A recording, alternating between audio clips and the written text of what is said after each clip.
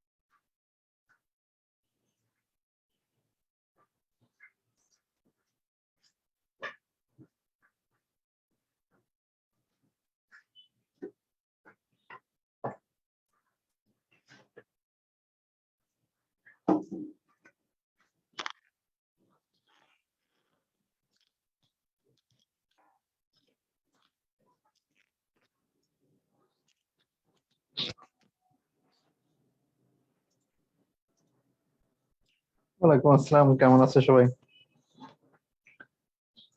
না, আগে medical standard পড়ায় না তো, আগে কনসেপচুয়াল না পড়ে দাগানো বই পড়ে কোনো লাভ হয় না। দাগানো বই পড়ে কোনো লাভ হয় না, না বুঝলে। ওয়ালাইকুম আসসালাম। আজ আমরা চ্যাপ্টার 2 নতুন একটা চ্যাপ্টার শুরু করব, 4-5টা লেকচারের মধ্যে শেষ করার চেষ্টা করব। ওয়ালাইকুম আসসালাম জেরিন। আমরা কন্টেন্ট আগে একটু লিখে নিই। হ্যাঁ, কি কি পড়তে হয় দেখো। এই চ্যাপ্টার থেকে মেডিকেলেও 2টা কোশ্চেন আসে, ভার্সিটিতেও 2টা কোশ্চেন আসে, দুইটার মধ্যেই কোশ্চেন আসবে। 3টা কখনো কখনো আসতে পারে, তবে রেয়ার। 2টা কোশ্চেনই হয়।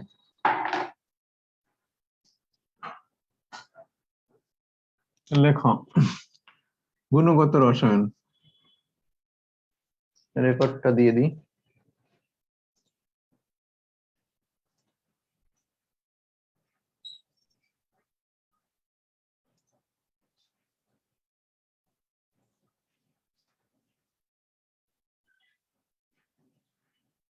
গুণগত রসায়ন 2টা পার্ট আছে, আমরা যদি হিসাব করি, খেয়াল করো। একটা পার্ট 1 আর পার্ট 2। পার্ট 1 এর মধ্যে কি কি আলোচনা করা যেতে পারে? পরমাণু, পরমাণু মডেল, কোয়ান্টাম সংখ্যা,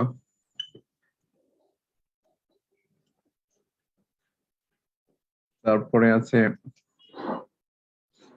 তোমার তড়িৎচুম্বকীয় বিকিরণ।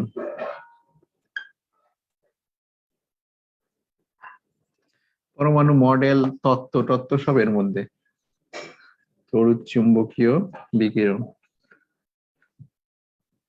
আর এই পার্ট 2 যেটা, এটার মধ্যে আছে দ্রাব্যতা, আয়ন শনাক্তকরণ,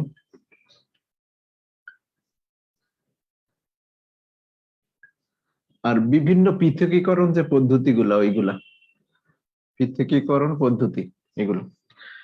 প্রথমে আমরা আজকে পার্ট 1 দেখব, পরমাণু। এটা 2টা ক্লাস, 2টা থেকে 3টা লাগতে পারে। অনেক কষ্টে আরাফাত ওয়াইফাই নিতে পারছে, এটা একটা কর্ম নিয়ে।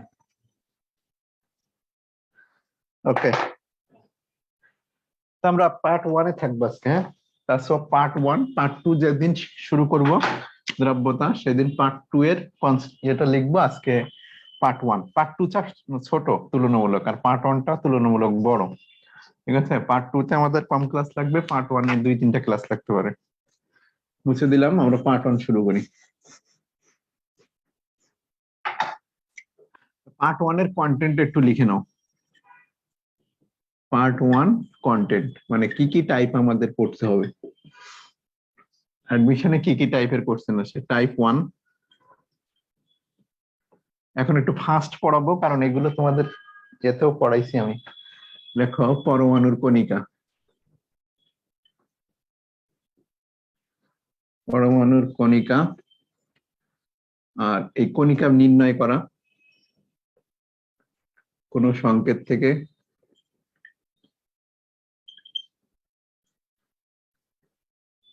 ইলেকট্রন, প্রোটন, নিউট্রন ও যোজন ইলেকট্রন নির্ণয়।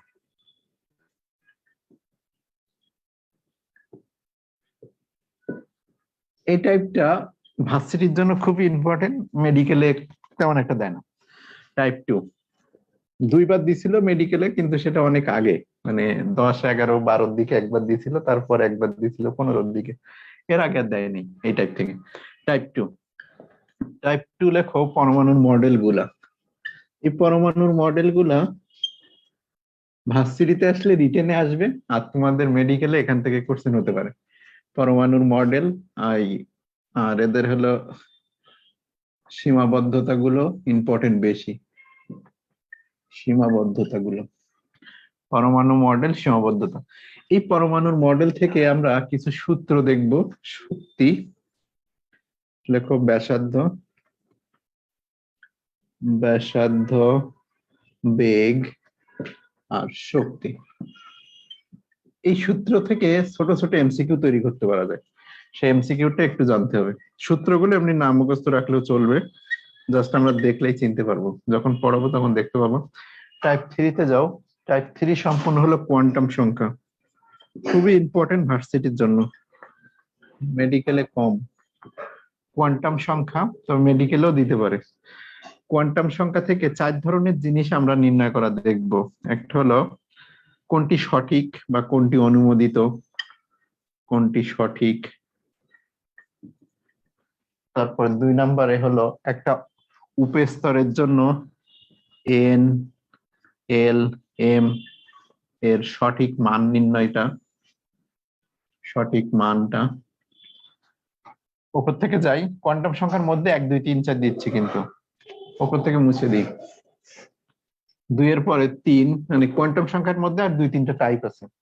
এরপরে লেখো কোন অরবিটালটি সম্ভব, খুব ইজিলি বের করা যায়, ছোট ছোট এমসিকিউ আসে। কোন অরবিটালটি সম্ভব। 4 নম্বর এমসিকিউ এখান থেকে হতে পারে এই ইলেকট্রন সংখ্যা, এই কোয়ান্টাম সংখ্যা থেকেও ইলেকট্রন সংখ্যা নির্ণয় করা যায়, মানে কোয়ান্টাম সংখ্যা সেট থেকে কয়টি ইলেকট্রন সংখ্যা থাকতে পারে। টাইপ 3 শেষ। টাইপ 4, এটা টাইপ 3 পড়তো। আচ্ছা, এর মধ্যে আরো কিছু জিনিস আছে, যখন ক্লাসে দেখবো তখন। কোয়ান্টাম সংখ্যা কে কোনটা আবিষ্কার করছে এটা মেডিকেলের জন্য পড়তে হবে, ভার্সিটিতে দিবে না। টাইপ 4 এ লেখো ইলেকট্রন সংখ্যা, ইলেকট্রন বিন্যাস। এখান থেকে ভার্সিটিতেও দেয়, মেডিকেলেও দিতে পারে, ইলেকট্রন বিন্যাস থেকে। গত বছর যেমন দিছিল যে কোনটি হলো ব্যতিক্রম। টাইপ 5,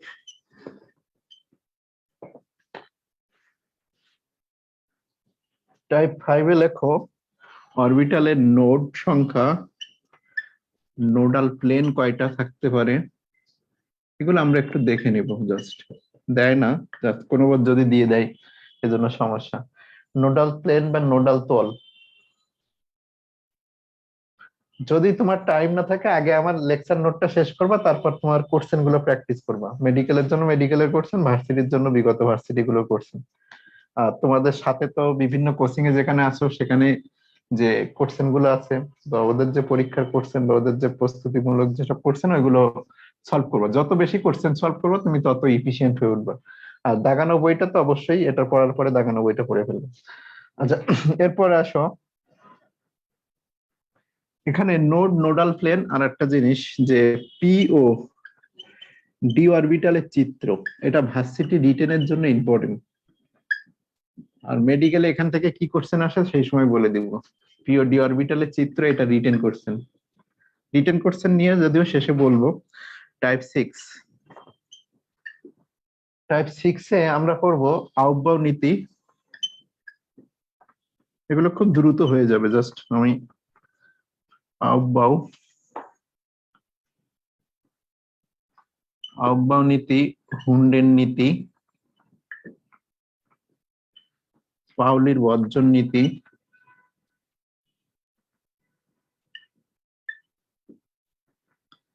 বর্জন নীতি, হাইজেনবার্গের অনিশ্চয়তা তত্ত্ব, হাইজেনবার্গের অনিশ্চয়তা তত্ত্ব, অনিশ্চয়তা তত্ত্ব। এই নীতিগুলো একবার একটু দেখে রাখতে হবে, আর এর মধ্যে অবশ্যই ইম্পর্টেন্ট আউটবাউ নীতি থেকে কোশ্চেন আসে। আচ্ছা, এরপরে টাইপ 7।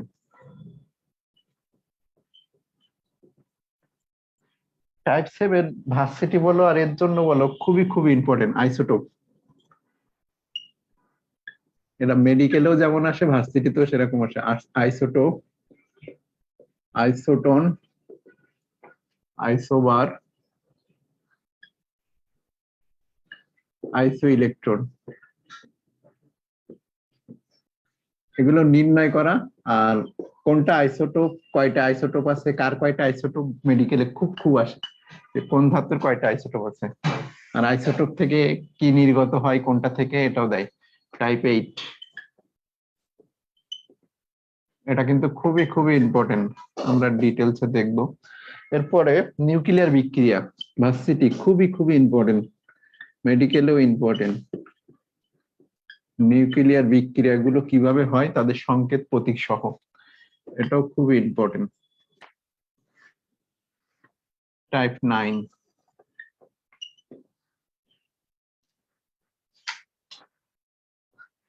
ক্লাস 9টায় নাই, আমার শুক্রবার একটা পরীক্ষা আছে, আমি একটু আগে শেষ করার চেষ্টা করব, দেখি কি করা যায়। তড়িৎচুম্বকীয় বিকিরণ,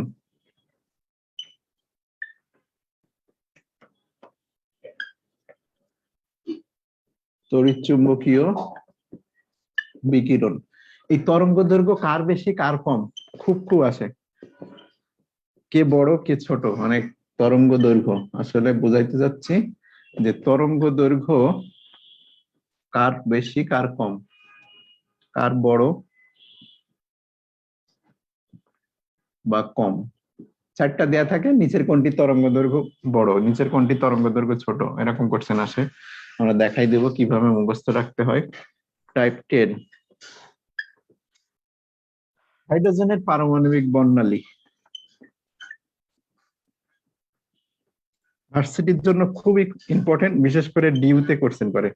হাইড্রোজেনের গত বছরও কোশ্চেন করছে, পারমাণবিক বর্ণালী, এটা রিটেনও আসছিল গত এর আগের বছর, আর গত বছর এখান থেকে এমসিকিউ কোশ্চেন করছে। এই সিরিজ গুলোর নাম লিখতে বলছিল 19 সালে, আর গত বছর এখান থেকে একটা ম্যাথ টাইপের কোশ্চেন দিছে। টাইপ 11, টাইপ 11-এ আমরা ব্যবহার দেখব ইউভি, আইআর, এমআরআই, এগুলোর ব্যবহার। এটা সম্পূর্ণ ম্যাটে বেশি আসে, তবে জাহাঙ্গীরনগর ইউনিভার্সিটি এখান থেকে কোশ্চেন করে।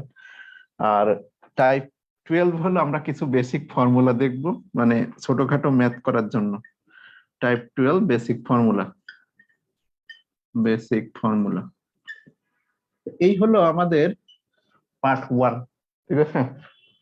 টাইপ 9, তড়িৎ চুম্বকীয় বিকিরণ, তড়িৎ চুম্বকীয় বিকিরণ, মানে ওই যে বর্ণালীগুলোর আসলে এটা না, তড়িৎ চুম্বকীয় বিকিরণ, এদের তরঙ্গ দৈর্ঘ্য কার কম কার বেশি, ওই যে গামা রশ্মি, এক্স রে রশ্মি, কোনটা বড় কোনটা ছোট, এটা ক্লাসে বলে দিব, মুখস্থ হয়ে যাবে। আর এদের তরঙ্গ দৈর্ঘ্য রেঞ্জটা আছে, রেঞ্জটাও ইম্পর্টেন্ট, রেঞ্জটা তোমাদের মুখস্থ রাখতে হবে। রেঞ্জ গুলো আমি ক্লাসে মুখস্থ করানোর চেষ্টা করব। এটা পড়ানো হয়ে গেলে আমাদের ম্যাট, যেটা বলছো যে মেডিকেল স্টাইলে, এটা যদি শেষ করতে পারি তো একদম পানির মতো সহজ হয়ে যাবে, তোমার বইটা একদম দেখবো পানির মতো দৌড়াচ্ছে। মানে এই কনসেপ্ট ক্লিয়ার যদি হয়ে যাও, মানে বইটা তোমার কাছে পানির মতো সহজ মনে হবে। আর ওইটাই আমাদের দরকার, যে বইটা যদি তোমার কাছে সহজ মনে হয়, ওর থেকে যদি কোশ্চেন আসে এই টাইপের মধ্যেই কোশ্চেন আসবে, তুমি এমনি আনসার দিতে পারবে। ঠিক আছে।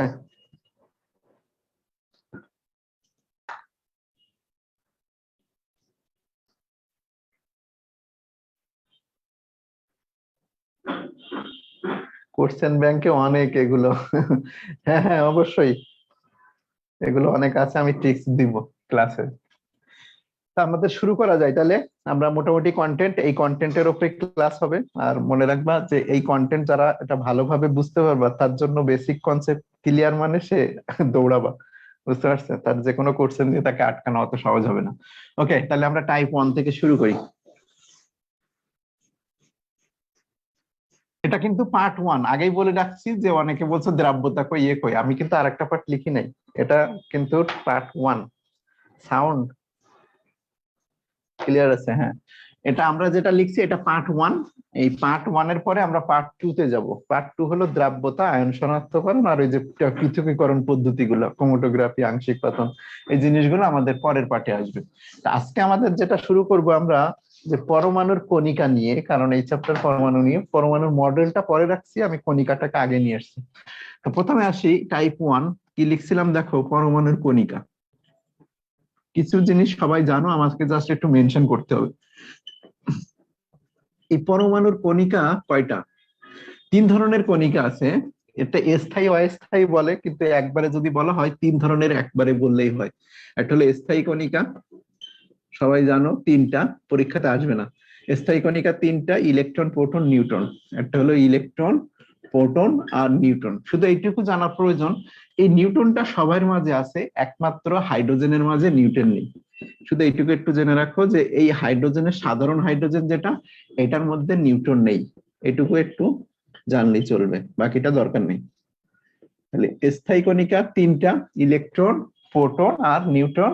শুধুমাত্র একমাত্র হাইড্রোজেন ছাড়া পৃথিবীর যাবতীয় পরমাণুর মধ্যে সবসময় কি থাকবে? নিউট্রনটা থাকবে।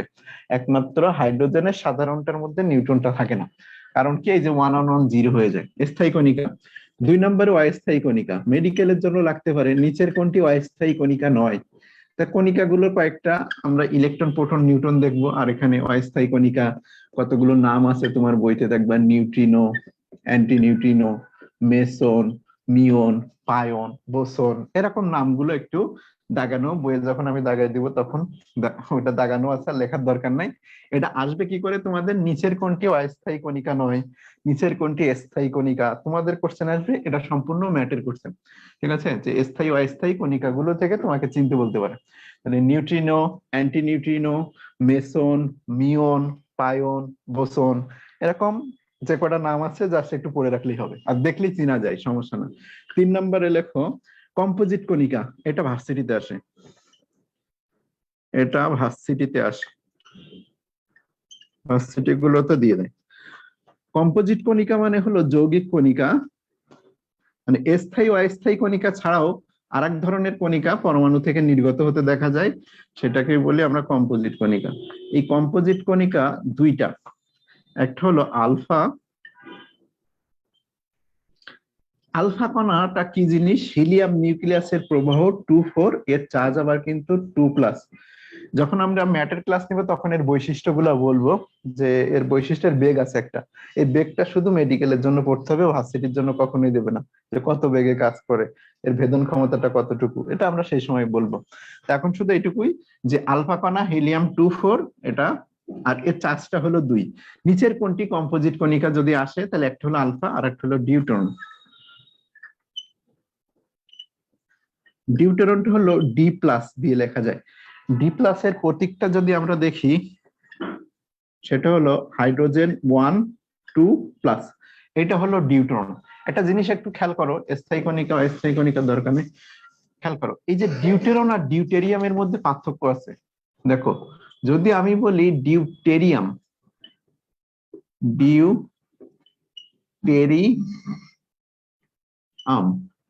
তাহলে সেটা বোঝানো হচ্ছে হাইড্রোজেন 1 2, এইটাকে, ঠিক আছে? এটাকে সিম্পলি ডি লেখে, এটাকে ডি লেখে, আর এটার প্রতীক হলো 1 2। এটা কিন্তু আয়ন না, এটা কিন্তু আয়ন নয়, এটা আয়ন নয়। আর এই ডিউটেরিয়াম থেকে যে আয়নটা আমরা তৈরি করব একটা প্রোটন সরাই দিয়ে, সেটাকে আমরা ডিউটেরন বলি, ডিউটেরন। সেটা হলো D+, হাইড্রোজেন 1 2, এটা প্লাস। তাহলে ডিউটেরন আর ডিউটেরিয়াম দিয়ে এটা কিন্তু এমসিকিউ আসতে পারে, যে ডিউটেরিয়াম কোনটা আর ডিউটেরন কোনটা। যেটা হলো 1 2, সেটা দেখো আয়ন না, আর ডিউটেরনটা হলো আয়ন, মানে ওইটার আয়নটা একটা ইলেকট্রন যেটা সেটাকে যদি বের করে দেওয়া হয় তো ওইটাকে আর আয়ন বলা হয়। তাহলে কম্পোজিট কণিকা হলো দুইটা, একটা হলো আলফা ডিউটেরন, এদের প্রতীক সহ। আর এখানে একটা জিনিস আছে যে ভারী পানি, এই ডিউটেরিয়াম অক্সাইডকে ভারী পানি বলে,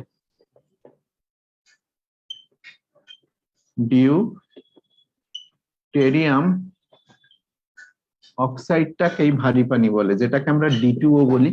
আর এটা কোথায় ইউজ করা হয়? পারমাণবিক চুল্লিতে ইউজ করা হয়। রূপপুর পারমাণবিক চুল্লি আছে যেটা, ওইখানে এই পানি থেকে বাষ্পীভূত করা হবে পারমাণবিক চুল্লিতে। কোথায় এটা কিন্তু আসতে পারে যে ভারী পানি কোথায় ইউজ করা হয়? পারমাণবিক চুল্লিতে এটার ব্যবহার করা হয়। ঠিক আছে। তা আমাদের এই মৌলিক কণিকা, এই কণিকা সম্পর্কে তিনটা কণিকা, মৌলিক কণিকা, স্থায়ী কণিকা, অস্থায়ী কণিকা, আর একটা হলো কম্পোজিট কণিকা। এটা অবশ্য যৌগিক কণিকা, দুইটা প্রকার, আলফা ডিউট্রন। এটার বেগ টেক গুলো একটু, এর বৈশিষ্ট্যগুলো একটু পড়বা ম্যাট যারা পরীক্ষা দিবা। আর ভার্সিটির জন্য এই জিনিস লাগবে না, যারা ম্যাটে পরীক্ষা দিবা তারা শুধু বৈশিষ্ট্যগুলো পড়বা, ভার্সিটিতে কখনোই বৈশিষ্ট্যগুলো লাগবে না। এই আলফা কণার বৈশিষ্ট্য কিন্তু ইম্পর্টেন্ট ম্যাথের জন্য। ডিউটেরন হলো D+1,2+, আর ডিউটেরিয়াম যেটা সেটা 1,2, আর ডিউটেরনটা হলো আয়ন, সেটা 1+। আর ডিউটেরনটাই কিন্তু আমাদের কম্পোজিট কণিকার মধ্যেই পড়ে। যদি বলো এখান থেকে শুধুমাত্র কোনটা পড়তে হবে ভার্সিটির জন্য, আমি বলবো কম্পোজিট কণিকাটা তোমার জানলেই চলবে। আর এই প্রতীক দুটো একটু জানতে হবে, কিন্তু ম্যাথের জন্য সম্পূর্ণটাই লাগবে। ওকে, তাহলে আমরা কণিকা মোটামুটি জানি, এখানে তেমন বলার প্রয়োজন নাই, কারণ সবাই এই জিনিস জানো। এখন আসি আমরা ইলেকট্রন, প্রোটন আর নিউট্রন, কোন একটা সংকেত থেকে, টাইপ 1 এর মধ্যে আমি লিখলাম যে কোন সংকেত থেকে, আমি দ্রুত পড়াচ্ছি, সমস্যা হলে বলো, আস্তে করে দিব। কোন সংকেত থেকে ইলেকট্রন, প্রোটন, নিউট্রন, এটা ভার্সিটিতে খুবই খুবই ইম্পর্টেন্ট আসবে। আর তোমাদের যে কোনো সময় মেডিকেলেও দিতে পারে, তবে ভার্সিটির থেকে মেডিকেল এটা খুব সহজ হয়। ইলেকট্রন, প্রোটন, নিউট্রন, আর একটা হলো যোজন ইলেকট্রন নির্ণয়, যোজন ইলেকট্রন নির্ণয়। যোজন ইলেকট্রনটা নির্ণয় আমরা একটু শেষে আসব, প্রথমে আগে আমরা ইলেকট্রন, প্রোটন, নিউট্রন সংখ্যাটা নির্ণয় করব।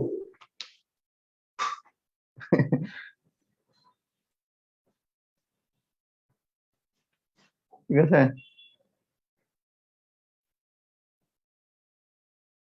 এই চ্যাপ্টার জোরে পড়ালেও সমস্যা নাই, কোচিং এ কি এই চ্যাপ্টার পড়ানো হয়ে গেছে মনে নাকি?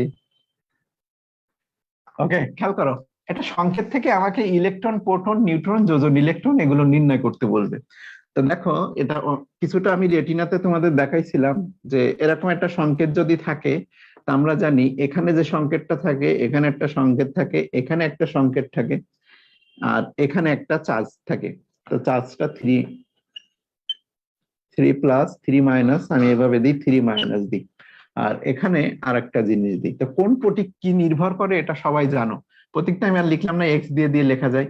এই জায়গাটায় যেটা থাকে সবাই জানো, পারমাণবিক সংখ্যা, এখানে যেটা সেটা চার্জ, এটা হলো এটা 13 হয়ে গেছে 31, এটা ভর। আর এখানে যে সংখ্যাটা থাকে এটা অনেকেই কনফিউজ, এটা হলো অণুর মধ্যে পরমাণুর সংখ্যা। এটা কি? অণুর মধ্যে কয়টা পরমাণু, অণুর মধ্যে কয়টি পরমাণু, এটা নিয়ে সবাই একটু কনফিউজড হয়ে যাবে বলে এই জিনিস কঠিন মনে হয়। খেয়াল করো, আমি যদি প্রথমে এরকম একটা সংকেত লিখতাম যে ফসফরাস 15-31, এখানে 3-, এটা যদি বলতাম তা সবাই আমাকে বলতো যে এটার মধ্যে প্রোটন আছে কয়টা? 15টা। কারো কোনো সে থাকতো না, সবাই বলতে পারতো এটা, যে এটার মধ্যে প্রোটন আছে 15টা, এটার মধ্যে ইলেকট্রন আছে 15-র সাথে 3টা যোগ হয়ে গেছে, 3- মানে 3টে ইলেকট্রন আসছে, তাহলে 18টা। আর এখানে নিউট্রনটা কি? ওপর থেকে নিচে বাদ দেয়া, ওপর থেকে নিচে বাদ দেয়া। তো যদি ওপর থেকে নিচে আমরা বাদ দিই তাহলে কয়টা আসে? 16টা আসে। এই যে 15-31 কয়টা চলে আসে এখানে? নিউট্রন 16টা আসে। এখানে কোনো সমস্যা নাই, সমস্যা যা হয়ে যায় যখন আমি এখানে এরকম একটা 4 দিয়ে দিই। এই 4 দেওয়ার মানেটা যদি আমি একটু দেখাই তোমাদের, যে 4 দেওয়ার কথাটার অর্থ এরকম যে 4টা একই রকম জিনিস আছে। ওইরকম জিনিস কয়টা আছে? যদি এরকম O2 লিখতাম আমি, তো এখানে O+O বলতে পারি, যে দুইটা অক্সিজেন অণু। যদি O3 লিখি আমি বলতে পারি O+O।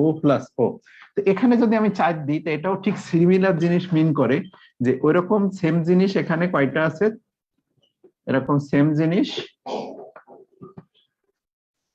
দূরে দূরে দিই, এরকম সেম জিনিস এখানে কয়টা আছে? এরকম 4টে আছে।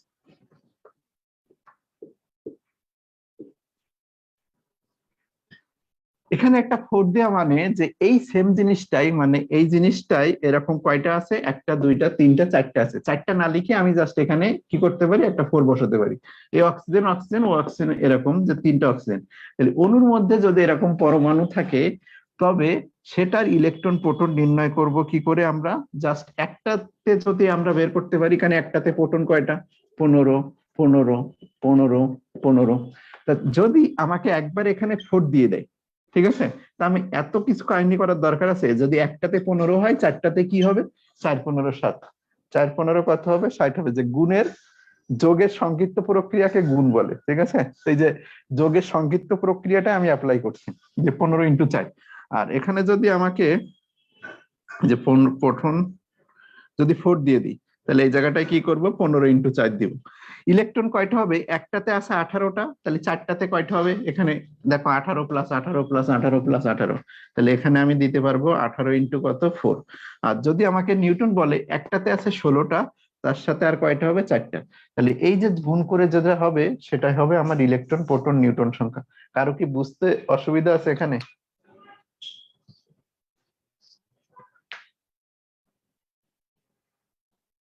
কি সমস্যা নাকি স্লো হয়ে যাব?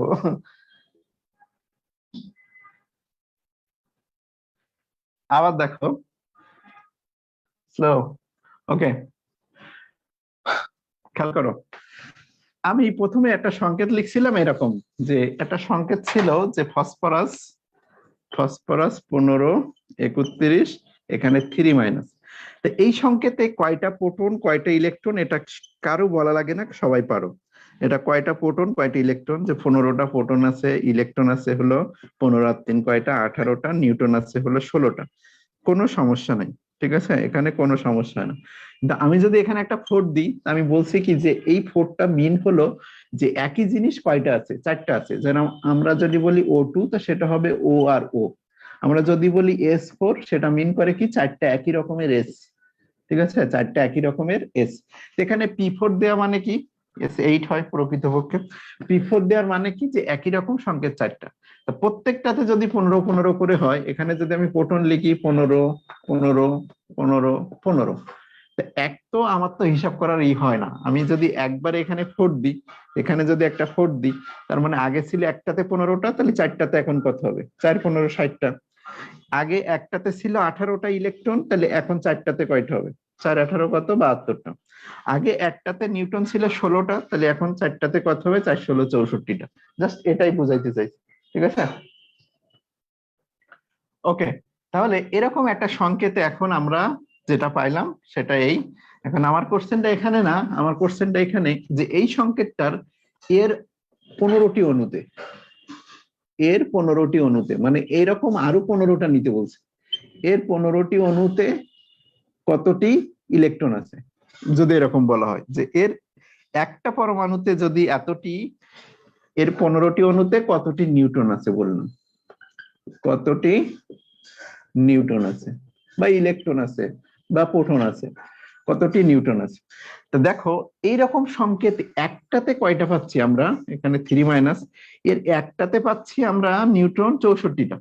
তো এইরকম সংকেতের একটাতে নিউটন আছে কয়টা, 64টি, একটিতে, এর একটিতে নিউটন আছে হলো 64টি, একটাতে নিউটন আছে 64টি। আর এরকম আরো 15টা যদি নেই, তাহলে আরো 15 দিয়ে গুণ হয়ে যাবে, তাহলে এরকম সংকেতের আরো 15টা নিলে 64 ইন্টু কত হবে, 15 হবে। তা এর শুধু যদি এটা হয় তাহলে এতগুলা ছিল, তো এরকম সংকেত আমাকে নিতে বলছে আরো 15টা, তার মানে কি তার সাথে আরো 15 দিয়ে গুণ দেওয়া। তো আমি আবার শুরু থেকে আবার একবার দেখাচ্ছি, খেয়াল করো একটা সংকেত দিয়ে। প্রথমে আমার একটা সংকেত ছিল এরকম, ফসফরাস 15 31, এখানে 3 ছিল।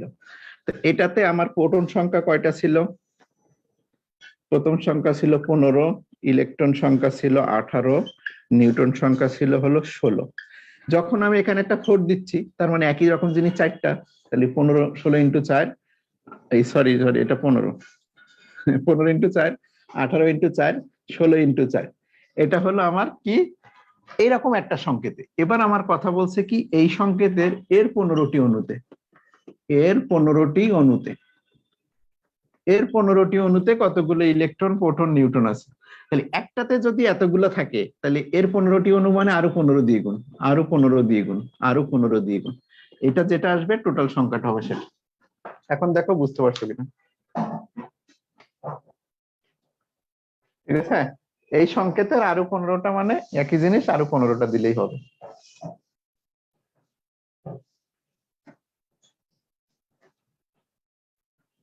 লাইট কমাই দিই।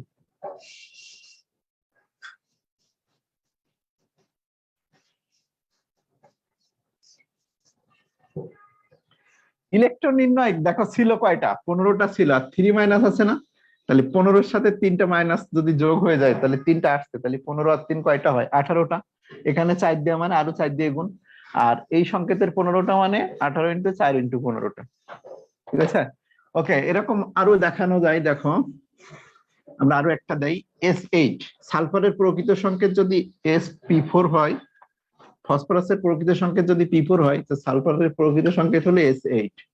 তো S8 দিয়ে আছে, এখানে দেয়া আছে 16, এখানে দেয়া আছে 32, এখানে দিয়ে দিল 2 মাইনাস।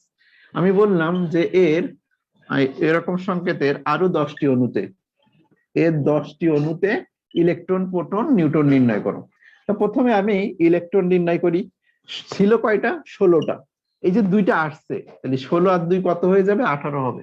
ওই যে বোঝো নাই কে জহির, যেখানে ছিল 16টা, 2 মাইনাস মানে কি 2টা আসবে, তাহলে 16 আর 2 কত হয়ে যায়, এখন 18 হয়ে যায়। আর 18-র সাথে দেখো এখানে 8 আছে, তাহলে 18 ইন্টু 8। এই সংকেতের বলছে আরো 10টি অণু, তাহলে এরকম আরো 10টা মানে আরো 10 দিয়ে গুণ হবে। আর প্রোটন যদি বলি, তো এই যে 16 এর সাথে 8 ইন্টু 10। নিউটন যদি আমরা বলি, 16 থেকে এই যে 32 থেকে 16 বাদ দিলে 16, তার সাথে 8, তার সাথে 10, এই টোটাল গুণ দিলে যে সংখ্যা আসবে সেটা তোমার অ্যান্সার। আশা করা যায় এরকম সংকেত যদি তোমাকে দেয় তাহলে আর কঠিন মনে হবে না। না, এটা এখনো দেখি নাই। হ্যাঁ, S8 এর উপরে 2 মাইনাস, এটা হলো তার অণুর সংখ্যা, অণুর মধ্যে কয়টা পরমাণু আছে, এটা হলো তার চার্জ, এটা হলো তার ভর, আর এটা তার প্রোটন সংখ্যা। ওকে, তো এরকম সংকেত দিলে আমরা আসলেই পারবো, আশা করা যায় পারবো। এখন একটা কোশ্চেন আছে, কোশ্চেনটা একবার দেখাই দিই। ঢাকা ইউনিভার্সিটিতে আসছিল একবার।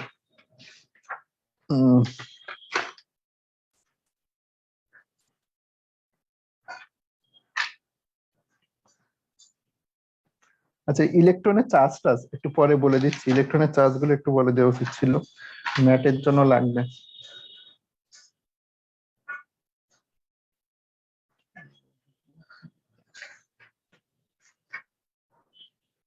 অনেক আগে আসছিল একবার, ঢাকা ভার্সিটি 15-10-11। বিউটেন যেটা করাইছি ওইটাই, কলমটা চেঞ্জ করতে হবে। বিউটেন ঢাকা ভার্সিটি 10-এ ছিল যে P4, এখানে P4, এখানে 15, 31। এটা দিয়ে বলছিল এর 15টি অণুতে, এর 15টি অণুতে কতটি নিউটন আছে, কতটি নিউটন আছে, নিউট্রন আছে। অপশন আর ছিল এরকম 160, বের করো দেখি, 64, 960, আর 1800। কত আসে দেখো, একটা কলম বের করে নি।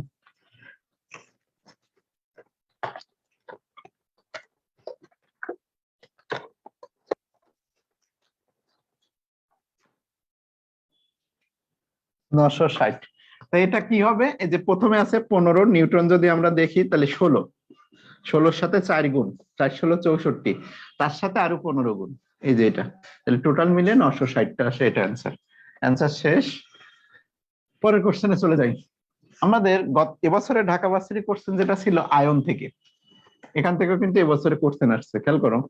এরকম একটা সংকেত তোমাকে দিয়ে দিবে যে SO4 2 মাইনাস, কিংবা S4O6 2 মাইনাস, কিংবা NO3 মাইনাস, কিংবা NH4 প্লাস, কিংবা H3O প্লাস। এগুলোতে ইলেকট্রন, প্রোটন, নিউট্রন সংখ্যা যদি আমাকে নির্ণয় করতে বলে আমি কিভাবে নির্ণয় করব।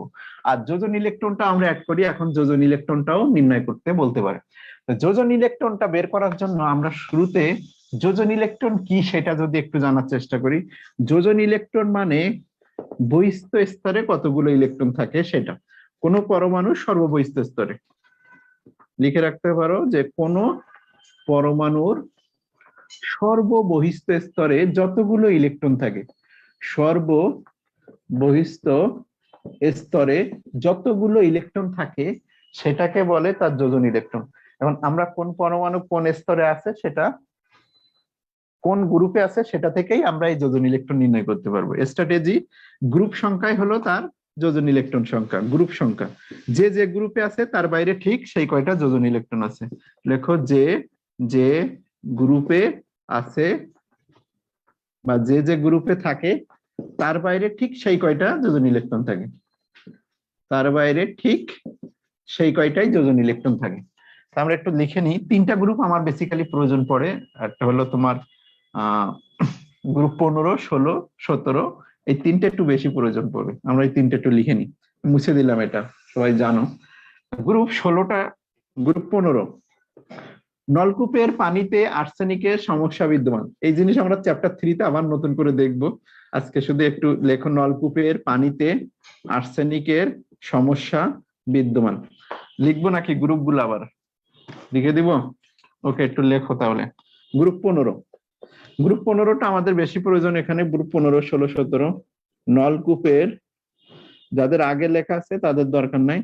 নলকূপের পানিতে আর্সেনিকের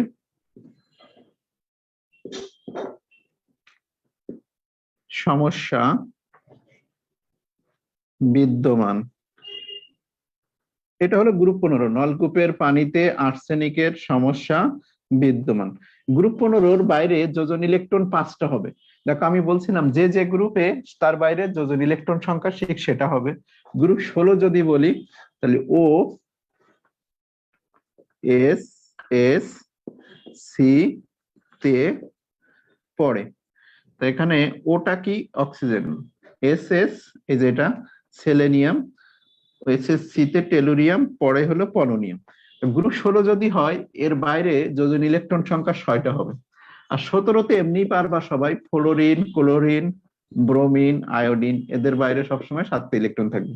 তো এই তিনটা মোটামুটি জানলেই আমাদের যোজন ইলেকট্রন এর মধ্যেই থাকে। কারণ আমাদের এখানে যে আয়ন গুলো থাকবে, আয়ন গুলো বেসিক্যালি গঠিত হয় গ্রুপ 16, 17, 15, মানে 15, 16, 17দের নিয়ে। ঠিক আছে, এদের নিয়ে যে আয়ন গুলো গঠিত হয়েছে দেখো সব এর মধ্যেই আছে। এদের যোজন ইলেকট্রন বের করতে গেলে আমরা যে যে গ্রুপ আছে তার বাইরে ঠিক সেই কয়টা ইলেকট্রন নিয়েই যোজন ইলেকট্রন বের করে ফেলবো। তা আসি আমরা নিয়মটা দেখি এখন কিভাবে করব। প্রথমে আমরা একটু ভেঙে দেখাই, তারপরে শর্টকাটে দেখবো। SO4 আছে, তো এই সংকেতের মধ্যে আসলে কি জিনিস আছে সেটা যদি তোমরা একটু দেখে নাও, যে সালফার আছে একটা, অক্সিজেন আছে এরকম 4টা। এটা নিয়ে তো কারো কোনো সমস্যা নাই, যে সালফার একটা দিলাম, অক্সিজেন 4টা দিয়ে দিলাম। এখন এখানে একটা 2- দেখাচ্ছে কেন? এই 2- দেখাচ্ছে কারণ যে কোনো দুইটা অক্সিজেন নেগেটিভ। কেন নেগেটিভ তুমি যদি বলো তো আমি দেখাইতে পারি। এটার আসলে গাঠনিক সংকেতটা এটা। ঠিক আছে, এই যে SO4টা এরকম দেখতে, একটা সালফার এই, আর অক্সিজেন দুইটা স্বাভাবিক, আর এই যে দুইটা অক্সিজেন দেখো নেগেটিভ, এই দুইটা অক্সিজেন নেগেটিভ বলে এটাকে এইভাবে দিচ্ছি। তো এই সংকেতের মধ্যে যদি এই জিনিসটা থাকে, এখন এখান থেকে আমরা কি বের করব? এখান থেকে আমরা ইলেকট্রন বের করব, প্রোটন বের করব, নিউট্রন বের করব, আর যোজন ইলেকট্রন বের করব। যোজন ইলেকট্রনকে ইংলিশে বলে ভ্যালেন্স ইলেকট্রন, ভিই লিখি। হ্যাঁ, এই ভিতে কি? Valence electron. তাহলে এই সংকেতগুলোর মান তো আমরা জানি, সালফার হলো 16, 32, অক্সিজেন হলো 8, 16, এই অক্সিজেন 8, 16, এই অক্সিজেন 8, 16, এই অক্সিজেন হলো 8, 16। তো এখন দেখো আমার ইলেকট্রন বের করতে কোনো ঝামেলা নাই, আমি জাস্ট মানগুলো দেখাইলেই হয়ে যায়। ইলেকট্রন কয়টা? এখানে 16টা। এখানে ইলেকট্রন কয়টা? 8টা। এখানে 8টা। এখানে দেখো এই একটা আসছে নতুন করে, তাহলে 8 আর 1 কত? 9। এখানে দেখো 8 আর 1 কত হবে? 9 হবে। এটা হলো ভিন্নতা। ইলেকট্রন, টোটাল ইলেকট্রন আমি পেয়ে গেছি। প্রোটন সংখ্যা যদি বের করতে বলে তো এটা আরো সহজ, 8, 8, 8, 8। নিউটন সংখ্যা যদি আমাকে বের করতে বলে, 16 থেকে 32 থেকে 16 বাদ দিলে 16, এটা 8, এটা 8, এটা 8, 8 গুলো বুঝতেছো তো, আমি দ্রুত লিখতেছি তো এই জন্য। এটা 8। আর যদি এখন আমাকে ভ্যালেন্স ইলেকট্রনটা নির্ণয় করতে বলে, ভ্যালেন্স ইলেকট্রন ভিই, তাহলে যোজ্যতা স্তরের ইলেকট্রন সংখ্যা আমরা জানি যে সালফার কোন গ্রুপের মৌল, গ্রুপ 16। তাহলে এর বাইরে ভ্যালেন্স ইলেকট্রন সংখ্যা কয়টা থাকবে? 6টা। অক্সিজেন গ্রুপ 16 মৌল, তাহলে এর বাইরে ভ্যালেন্স ইলেকট্রন সংখ্যা কয়টা হবে? 6টা। এটা 6, এটা এটা দেখো 6টা ছিল, নতুন একটা আসছে, সেটা 7 হবে। 6টা ছিল, নতুন একটা আসছে, সেটা 7 হবে। এই জাস্ট মানগুলো যদি এখন আমরা যোগ করে দিই তাহলেই হয়ে যাবে। বুঝতে পারছো কিনা আবার খেয়াল করো। SO4 এই সংকেতের আমরা এত নিয়ম তো দেখবো না, আমরা শর্টকাটে চলে যাব, জাস্ট হলো এটা আগে বোঝানোর জন্য লেখা। এই ভ্যালেন্স ইলেকট্রন থেকে সবকটা নিয়ম আগে। ভিই, ভি মানে ভ্যালেন্স ইলেকট্রন, দেখো VALENC, ভ্যালেন্স ইলেকট্রনকে বাংলায় বলে হলো যোজন ইলেকট্রন। তাহলে এই যোজন ইলেকট্রন সালফার কোন গ্রুপের মৌল সেটাকে দেখছো, গ্রুপ 16 মৌলগুলো যদি আমরা লিখে নিই, oxygen, sulphur, selenium, tellurium, polonium. তাহলে oxygen, sulphur, selenium, polonium, tellurium এদের প্রত্যেকের বাইরের স্তরে কয়টা যোজন ইলেকট্রন আছে? 6টা যোজন ইলেকট্রন আছে। তাহলে যদি 6টা যোজন ইলেকট্রন থাকে, একটা সালফারের 6টা, একটা অক্সিজেনের 6টা, এই অক্সিজেনের 6টা। এখন এখানে এসে দেখি আমি একটা মাইনাস আছে, ছিল 6টা, একটা মাইনাস মানে নতুন একটা যোগ হয়ে যাওয়া, একটা মাইনাস মানে নতুন একটা যোগ হয়ে যাওয়া। তাহলে এটা হলো আমার টোটাল যোজন ইলেকট্রনটা। তাহলে 16 যদি আমি এখন যোগ দিয়ে দিই তাহলে টোটাল ইলেকট্রন সংখ্যা আমি পেয়ে যাব 16 আর 8 24, 24 আর 8 32, 32 আর 15 টোটাল হলো 47। খেয়াল করো, 8 দুগুণে 16, 9 দুগুণে 18, 16 আর 18 তার সাথে এটা যোগ, ঠিক আছে? তো 16 আর 24, 24 আর 8 32, 32 আর 9 না 50 হবে, সরি। 16 আর 8 24, 24 আর 8 32, 32 আর 9 41 আর 9 50, সরি 50। এখানে দুইটা কম, 48। এটা কত হবে? এটা 4 8 32 আর 16, এটাও 48। আর ভ্যালেন্স ইলেকট্রন কয়টা হয়? 318 আর 14, 18 আর 14 32। এখন দেখো এরকম বড় নিয়মে কি আমরা করব? এরকম বড় নিয়ম আমাদের করার প্রয়োজন পড়ে না। আমি যদি এটা কেন করালাম, আমরা বোঝার জন্য যে কোন একটা সংকেত যদি আমরা ভেঙে দিই আসলে জিনিসটা কি সেটা বুঝতে পারি, যে এই সংকেতের মধ্যে আসলে এই জিনিসগুলো আছে। তা আমরা এই জিনিসটাকে এখন একটু সংক্ষেপে করার চেষ্টা করি, যে সংক্ষেপে যে আমরা পারবো কিনা। প্রথমে যদি আমি এই সংকেত থেকে, এখান থেকে আমি এর ইলেকট্রন সংখ্যা নির্ণয় করতে চাই, তা আমরা সিম্পলি দুইটা সংকেত বিবেচনা করলেই হয়, যে একটা সালফার আর একটা অক্সিজেন। আর এগুলো আমাদের না জানলেও চলে, শুধু এইটুকু দিয়েই আমরা কিন্তু এটাকে বের করতে পারবো। কিভাবে বের করতে পারি দেখি, যে একটা সালফারের মধ্যে আমার ইলেকট্রন আছে কয়টা? 16টা, কোনো সন্দেহ নাই। একটা অক্সিজেনের মধ্যে আমার ইলেকট্রন আছে 8টা। তাহলে অক্সিজেন আছে কয়টা? 8 আর 4 32, 8 ইন্টু 4 32টা। আর এই যে 2 মাইনাস মানে কি দুইটা আসছে, তাহলে 2 মাইনাস যেহেতু দুইটা আসছে সেটা আমরা কি করব? যোগ দিয়ে দিব, ঠিক আছে? এই 2 মাইনাসটা মানে কি, যে দুইটা নতুন ইলেকট্রন আসছে সেটা যোগ দিয়ে দেয়। এটা হিসাব করে দেখো একই আসবে, 4 8 32, 48, এটা হলো 50। তা আমার তো অত বড় করে লেখার দরকার নেই, আমি জাস্ট এভাবে সিম্পলি লিখলেই বুঝতে পারি। আর এখানে যদি আমি দেখি যে নিউটন সংখ্যা কয়টা, একটা সালফারের মধ্যে নিউটন সংখ্যা হলো 16টা, একটা অক্সিজেনের মধ্যে নিউটন সংখ্যা হলো 8টা, অক্সিজেন 4টা আছে, তাহলে 8 ইন্টু 4। আর এই ইলেকট্রনটা শুধু যোগ হবে, নিউটনও তো কোনো চেঞ্জ হচ্ছে না, তাহলে এটা 48ই থাকবে। আর ভ্যালেন্স ইলেকট্রন যদি আমাকে নির্ণয় করতে বলে, তো একটা সালফারের ভ্যালেন্স ইলেকট্রন হলো 6, একটা অক্সিজেনের ভ্যালেন্স ইলেকট্রনও 6, তাহলে 6 ইন্টু 4, ওখানে 4 আছে বলে। আর দুইটা নতুন ইলেকট্রন আসছে বলে এই ভ্যালেন্স ইলেকট্রনও এটা যোগ হয়ে যাবে। 4 6 24, আর 6 30, আর 2 কত? 32। ক্লিয়ার কিনা বলো? আমরা জাস্ট এই দুইটা মৌল নিয়েই কাজটা করতে পারি, কারণ যে যেটা আছে সেটা আমরা গুণ দিয়ে দিব। যদি ইলেকট্রন মাইনাস থাকে আমরা সেটা যোগ দিব, যদি প্লাস থাকে তাহলে আমরা বিয়োগ দিব। ওকে, তাহলে এই সংকেত যদি ঠিক থাকে আমরা আরো একটা সংকেত খেয়াল করি, S4O6। এটা করি S4O6, এটার নাম কিন্তু থায়োনেট। এটা ছিল, এটা টেট্রা থায়োনেট বলে। আর H2O3 যেটা, এটাকে বলে থায়োসালফেট। আমরা দুইটাই করে দেখাবো। এটাকে বলে কি? টেট্রা থায়োনেট। নামটা কিন্তু অবশ্যই মনে রাখতে হবে, এটাকে বলে থায়োনেট। থায়ো মানে সালফার। তো এই টেট্রা থায়োনেট বা শুধু থায়োনেটে বলা যায়। এই সংকেতের মধ্যে প্রথমে যদি আমাকে নির্ণয় করতে বলে যে ইলেকট্রন সংখ্যা নির্ণয় করো, তো আমি সিম্পলি দুইটা সংকেত দেখে নিব যে সালফার হলো 1632 আছে আর অক্সিজেন থাকে কি 816 আছে, এটুকু দিয়ে আমি বের করতে পারি। একটা সালফারের ইলেকট্রন সংখ্যা হলো 16, তার সাথে 4, তাহলে 16 × 4।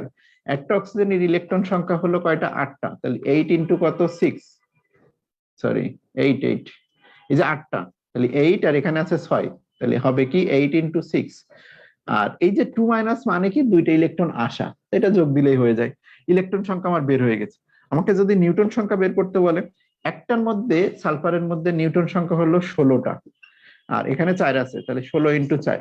একটা অক্সিজেনের মধ্যে নিউটন সংখ্যা 8টা, তাহলে সেখানে 8 × 6 দিয়ে দিলাম।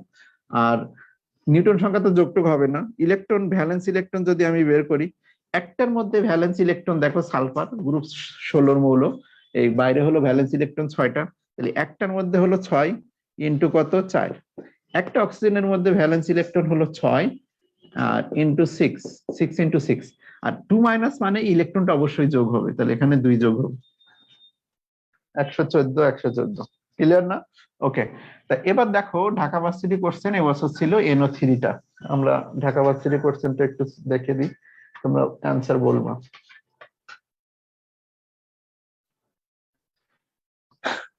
মুছে দিলাম।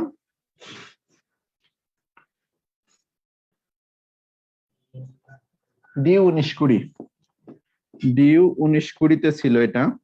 নাইট্রেট আয়নে দেখো নাম বলে দিছে, কিন্তু তোমাদেরও কিন্তু এটা সালফেট, এটা থায়োনেট, এরকম নাম বলতে পারে, সংকেত কিন্তু দিয়ে দিবে না।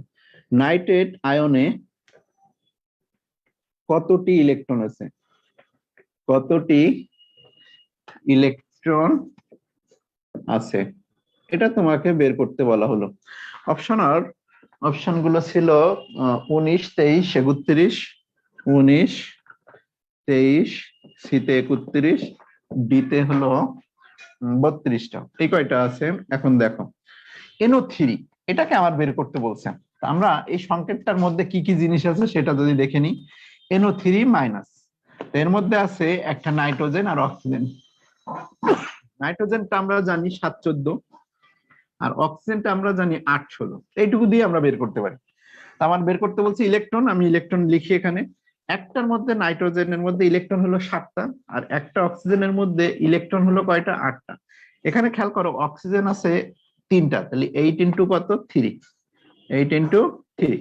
আর একটা মাইনাস আছে, তাহলে মাইনাসটা যোগ হয়ে যাবে, একটা যোগ, তাহলে 3 × 24 আর 7 31 আর 1 32। আশা করি সবাই বুঝতে পারছো। কারো কোনো সমস্যা আছে? এই জিনিস বুঝতে কি কারো সমস্যা আছে নাকি ফাস্ট হয়ে যাচ্ছে?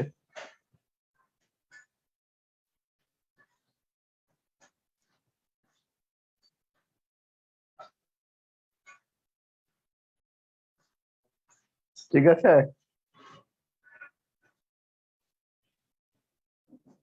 আরো ফাস্ট পড়াবো। ওকে, তাহলে নাইট্রেট আয়নে কতটি ইলেকট্রন আছে পারবা? এবার দেখি আমাদের এরকম নেগেটিভ আয়ন নিয়ে আশা করা যায় কোনো ঝামেলা নেই। এরকম নেগেটিভ আয়ন দিলে আমরা আসলে পারবো। যেমন PO4 যদি তোমাকে বের করতে বলি, একটা সংকেতের মধ্যে আমাদের কি আছে? P 15 31 আর অক্সিজেন হলো 816। আর এই যে এইটুকু দিয়ে আমরা কিন্তু বের করতে পারবো। তো এখানে ইলেকট্রন সংখ্যা আমার যদি বের করতে বলে, তো একটার মধ্যে ইলেকট্রন আছে দেখো ফসফরাস 15টা, একটা অক্সিজেনের মধ্যে আছে 8টা, এখানে 4 গুণ হবে 8 × 4 × 3। আর যদি ভ্যালেন্স ইলেকট্রন আমাকে বের করতে বলে, ফসফরাস গ্রুপ 15 মৌল, তাহলে বাইরে কয়টা ইলেকট্রন? 5টা। আর অক্সিজেন হলো গ্রুপ 16 মৌল, বাইরে কয়টা ইলেকট্রন? 6টা। আর 6-এর সাথে কত গুণ হবে? 4 গুণ হবে। আর 3টে ইলেকট্রন আসছে, সেটা অবশ্যই যোগ হবে। এটা ঠিক আছে। আর নিউটন যদি আমাকে বলে একটার মধ্যে নিউটন 16টা, একটার মধ্যে নিউটন 8টা, তাহলে 16 আর 18 × 4 দিলেই আমাদের নিউটন সংখ্যা বেরিয়ে আসবে। ঠিক আছে, তাহলে নিউটন সংখ্যা এখানে দেখাই। নিউটন সংখ্যা যদি এটা থেকে নির্ণয় করতে বলে, একটার মধ্যে কয়টা? 16টা। একটা অক্সিজেনের মধ্যে নিউটন কয়টা? 8টা। 8 × কত হবে? 4 হবে। এই যোগ দিলে আমার নিউটন সংখ্যা বেরিয়ে আসবে। নিউটন, শুধু নিউটন, সরি নিউটন।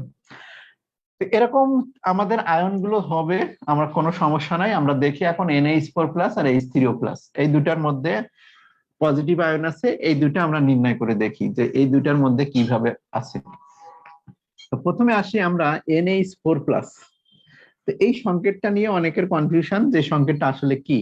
একটা নাইট্রোজেন আর এর সাথে হাইড্রোজেন আছে এরকম চারটে, আমি যদি দেখাই, একটা নাইট্রোজেন আর তার সাথে হাইড্রোজেন আছে এরকম চারটে, একটা এইচ আবার প্লাস, এটা দিয়ে বোঝানো হচ্ছে যে যে কোনো একটা এইচ কি আছে, প্লাস আছে। তাহলে এর নিউটন বা ইলেকট্রন বের করার জন্য আমরা কি করলাম, সংকেতগুলোকে একটু এভাবে লিখে দিলাম। তাহলে প্রথমে যদি আমাকে বলা হয় যে এখান থেকে নিউটন সংখ্যাটা কত, নিউটন আছে শুধুমাত্র এটার মধ্যে 7টা, আর 1 - 1 0, 1 - 1 0, 1 - 1 0, 1 - 1 0, অর্থাৎ টোটাল এই সংকেতে নিউটন সংখ্যা কিন্তু 7টাই। ঠিক আছে। প্রোটন, প্রোটন কোনটাতে সমস্যা হয়েছে? ফসফরাস, ফসফরাস তো 15 31। আচ্ছা, এটাতে দেখো নিউটন সংখ্যা বের করলাম, ইলেকট্রন যদি আমরা এখান থেকে বের করি, এটার মধ্যে ইলেকট্রন সংখ্যা 7, এটার মধ্যে 1, এটার মধ্যে 1, এটার মধ্যে 1, আর এইটাতে ইলেকট্রন কয়টা আছে, এটা অনেকের ভুল হয়ে যায়। খেয়াল করো, এই সংকেতের মধ্যে ইলেকট্রন কিন্তু নাই, একটা ছিল সেটা আবার প্লাস হয়ে গেছে, প্লাস মানে ইলেকট্রনটা ছেড়ে দিছে, তাহলে এখানে ইলেকট্রন সংখ্যা কিন্তু 0। এই জায়গাটাই সবার ভুলটা হয়, যে 7 আর 4 11 লিখে ফেলে, এটা কিন্তু 11 লেখা যাচ্ছে না, কারণ এইটার মধ্যে 0টা আছে। এই জন্য আমার টোটাল ইলেকট্রন সংখ্যা 7 আর 3 কত হবে, 10 হবে। ঠিক আছে। আর এটার মধ্যে আমরা দেখি এই স্থির প্লাস। আচ্ছা, এটার ভ্যালেন্স ইলেকট্রন যদি তোমাকে বের করতে বলে, যোজন ইলেকট্রন, এই নাইট্রোজেন কোন গ্রুপের মৌল, গ্রুপ 15 এর মৌল, বাইরে কয়টা ইলেকট্রন, 5টা, তাহলে এটার যোজন ইলেকট্রন 5, এটার যোজন ইলেকট্রন গ্রুপ 1, একটা গ্রুপ 1, তাহলে বাইরে ইলেকট্রন একটাই, গ্রুপ 1 বাইরে ইলেকট্রন একটাই, গ্রুপ 1 বাইরে ইলেকট্রন একটা, এটা গ্রুপ 1 এর মৌল, বাইরে ইলেকট্রন একটা ছিল কিন্তু সেটা আবার ছেড়ে দিছে, তাহলে এটার যোজন ইলেকট্রন 0, তাহলে 5 আর 3 কত হবে, এখানে 8 হবে। কারো কোনো সমস্যা আছে এটাতে বলো তো, না হলে আমরা লাস্টেরটা দেখাই শেষ করে দিই। এখন এটা কি শর্টকাট করা যেত না? অবশ্যই যেত। এইটুকু দিয়েই কিন্তু এটা শর্টকাটে আমরা বের করে নিয়ে আসতে পারতাম। খেয়াল করো, আমাকে যদি এখান থেকে এই একটা এইটুকু সংকেতের মধ্যে থেকে আমরা বের করতে পারবো কিনা, আমরা দেখি যে এইটুকু সংকেতের মধ্যে থেকে বের করা যায় কিনা। তাহলে একটা নাইট্রোজেনের নিউটন আছে হলো 7টা, আর একটা হাইড্রোজেনের নিউটন হলো 0, তাহলে 0 × 4, আলটিমেটলি আমার টোটাল নিউটন সংখ্যা 7টা। ইলেকট্রন সংখ্যা যদি আমি বের করি, ইলেকট্রন সংখ্যা, একটা নাইট্রোজেনের ইলেকট্রন সংখ্যা হলো 7, আর 4টা হাইড্রোজেনের ইলেকট্রন সংখ্যা 1 × 4, 4টা, একটা প্লাস আছে, তার মানে একটা আমাকে মাইনাস করতে হবে। যদি প্লাস থাকে, হ্যাঁ প্রোটন, প্রোটন তো 11টাই হবে, 7 আর 4 11টা না, প্রোটন 11টা, প্রোটন সংখ্যা তো বের হয়ে যায় না, ইলেকট্রন সংখ্যা বাড়ে কমে, অন্য নিউটন প্রোটন এগুলো স্থির থাকে। তাহলে খেয়াল করো, এই যে ইলেকট্রন এখানে ছিল একটাতে 7টা, আর 4টা হাইড্রোজেনে 4টা, একটা মাইনাস কেন করলাম, কারণ এই প্লাস থাকলে আমরা কি করবো, একটা বের হয়ে গেছে, এই কারণে একটা মাইনাস দেয়া। ঠিক আছে। আর প্রোটন বলতেছে সবাই, তো প্রোটন বের করি, নাইট্রোজেনের প্রোটন হলো 7টা, আর হাইড্রোজেনের একটা করে প্রোটন আছে, তাহলে 7 আর 4 11টা হবে, হয়ে গেল। আর ভ্যালেন্স ইলেকট্রন যদি বের করো এখান থেকে, একটা নাইট্রোজেনের ভ্যালেন্স ইলেকট্রন 5টা, 4টা হাইড্রোজেনের ভ্যালেন্স ইলেকট্রন হলো 4টা, আর এখানে একটা প্লাস থাকার কারণে এই জায়গায় আমরা কি দেবো, একটা মাইনাস দিব।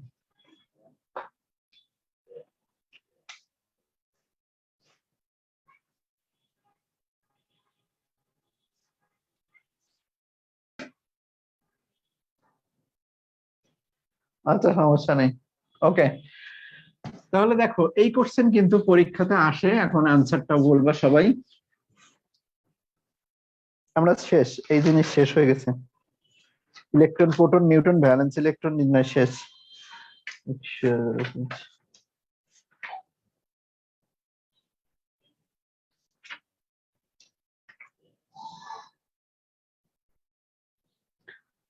চট্টগ্রাম বোর্ড 2017, অ্যান্সার দাও। সিইউ চট্টগ্রাম বোর্ড 2017-তে ছিল, NH4+ আয়নে কতটি নিউটন আছে, নিউট্রন আছে।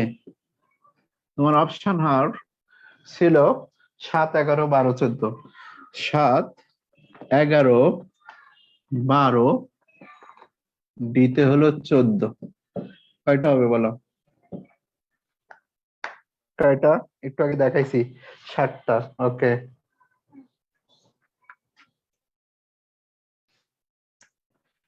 একই জিনিস, এটা ছিল, এবার নিউটনটা না দিয়ে এবার বলছে কতটি ইলেকট্রন আছে।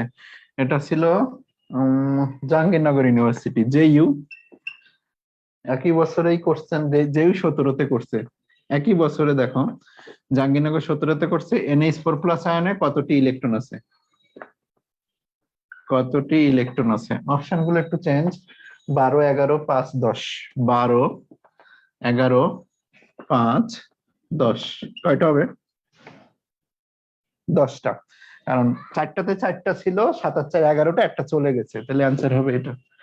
সবাই পারবা আশা করা যায়। জাহাঙ্গীরনগর একই বছরের কোশ্চেন, H3O+ আয়নে কতটি ইলেকট্রন বিদ্যমান? জাহাঙ্গীরনগর 17, 11, 10, 11, 10। এটা ছিল কত?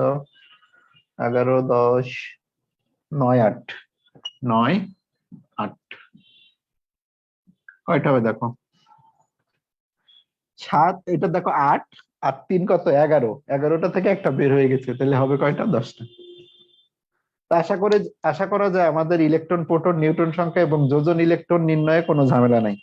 যোজন ইলেকট্রনটা গ্রুপ ধরতে হয়, আর এমনি ইলেকট্রন গুলো জাস্ট আমরা সংকেতটার দিকে তাকালেই বলতে পারি। আর যদি তোমার খুব কষ্ট হয়ে যায়, বুঝতে না পারো, তাহলে অবশ্যই এটাকে ভাঙবা। খেয়াল করো, যখন পরীক্ষার সময় দেখবা তোমার অপশনের সাথে তোমার কোশ্চেন মিলতেছে না, মানে তুমি যেটা নির্ণয় করতেছো তার সাথে মিলতেছে না, তার মানে তুমি কোথাও একটা গলদ করতেছো। অনেকে কিন্তু পরীক্ষার হলে এই শর্টকাটের যে একবারে লেখা নিয়মটা ভুলে যাবা। অনেকে কিন্তু ভুলে যেতে পারো পরীক্ষার হলে, যে তখন তুমি ব্রড নিয়মে, যখন কোনো কিছু ভুলে যাইতে হয় তখন বেসিক থেকে শুরু করতে হয়, যে এই সংকেতের মধ্যে কি কি আছে। একটা হাইড্রোজেন, দুইটা হাইড্রোজেন, তিনটা হাইড্রোজেন, একটা অক্সিজেন। তা H3O+ মানেটা কিন্তু যে একটা হাইড্রোজেন প্লাস, অনেকে অক্সিজেন প্লাস দিয়ে করলেও তোমার অ্যান্সার মিলে যাবে, কোনো সমস্যা হবে না। কিন্তু বেসিক্যালি জিনিসটা আসলে কি, H2 এর সাথে একটা H+ যদি যোগ দেই, তা সেটাকেই আমার বলে H3O+। ঠিক আছে? তো এই যে প্লাসটা কিন্তু একটা হাইড্রোজেনের, যদি তুমি অক্সিজেনে প্লাস বসাও তাও তোমার অ্যান্সার মিলবে, কোনো সমস্যা হবে না, অ্যান্সার অবশ্যই মিলে যাবে। তাই এখানে আসলে প্লাসটা এখানে, তাই এটা বসাইলেই তোমার বেসিক নিয়মে হয়ে যাবে। ঠিক আছে? 8, 16 একবার হিসাব করলেই হয়ে যাবে। ঠিক আছে? ওকে, তাহলে টাইপ 1 আমাদের কোনো ঝামেলা নেই। এখন একটু খেয়াল করো ম্যাটের একটা জিনিস, যে এই ইলেকট্রন, প্রোটন, নিউট্রন এর চার্জ গুলো একটু মনে রাখতে হবে। যেহেতু চার্জটা দেখো, ইলেকট্রনের চার্জটা নিয়ে আমি একটু কথা বলবো, ইলেকট্রন আর প্রোটনের চার্জ। ইলেকট্রনের চার্জ, ইলেকট্রনের চার্জটা কত? 1 নম্বরে যদি আমরা কুলম্বে আসি, 1.603 ইন্টু 10⁻⁻19 কুলম্ব। যদি এটাকে আমরা ইএমইউ এককে আসি, ইএমইউ ইলেকট্রোম্যাগনেটিক ইউনিট, তা সেটার ইউনিটটা হবে 1.603 ইন্টু 10⁻20 ইএমইউ, ইলেকট্রোম্যাগনেটিক ইউনিট।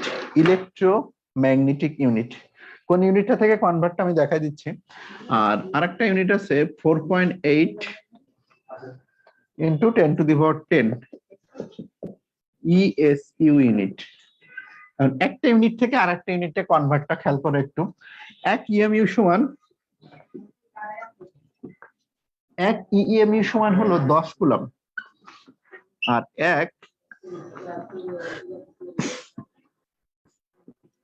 এক ইএমইউ সমান হলো 3 ইন্টু 10⁻10 3 ইন্টু 10⁻10 ইএসইউ।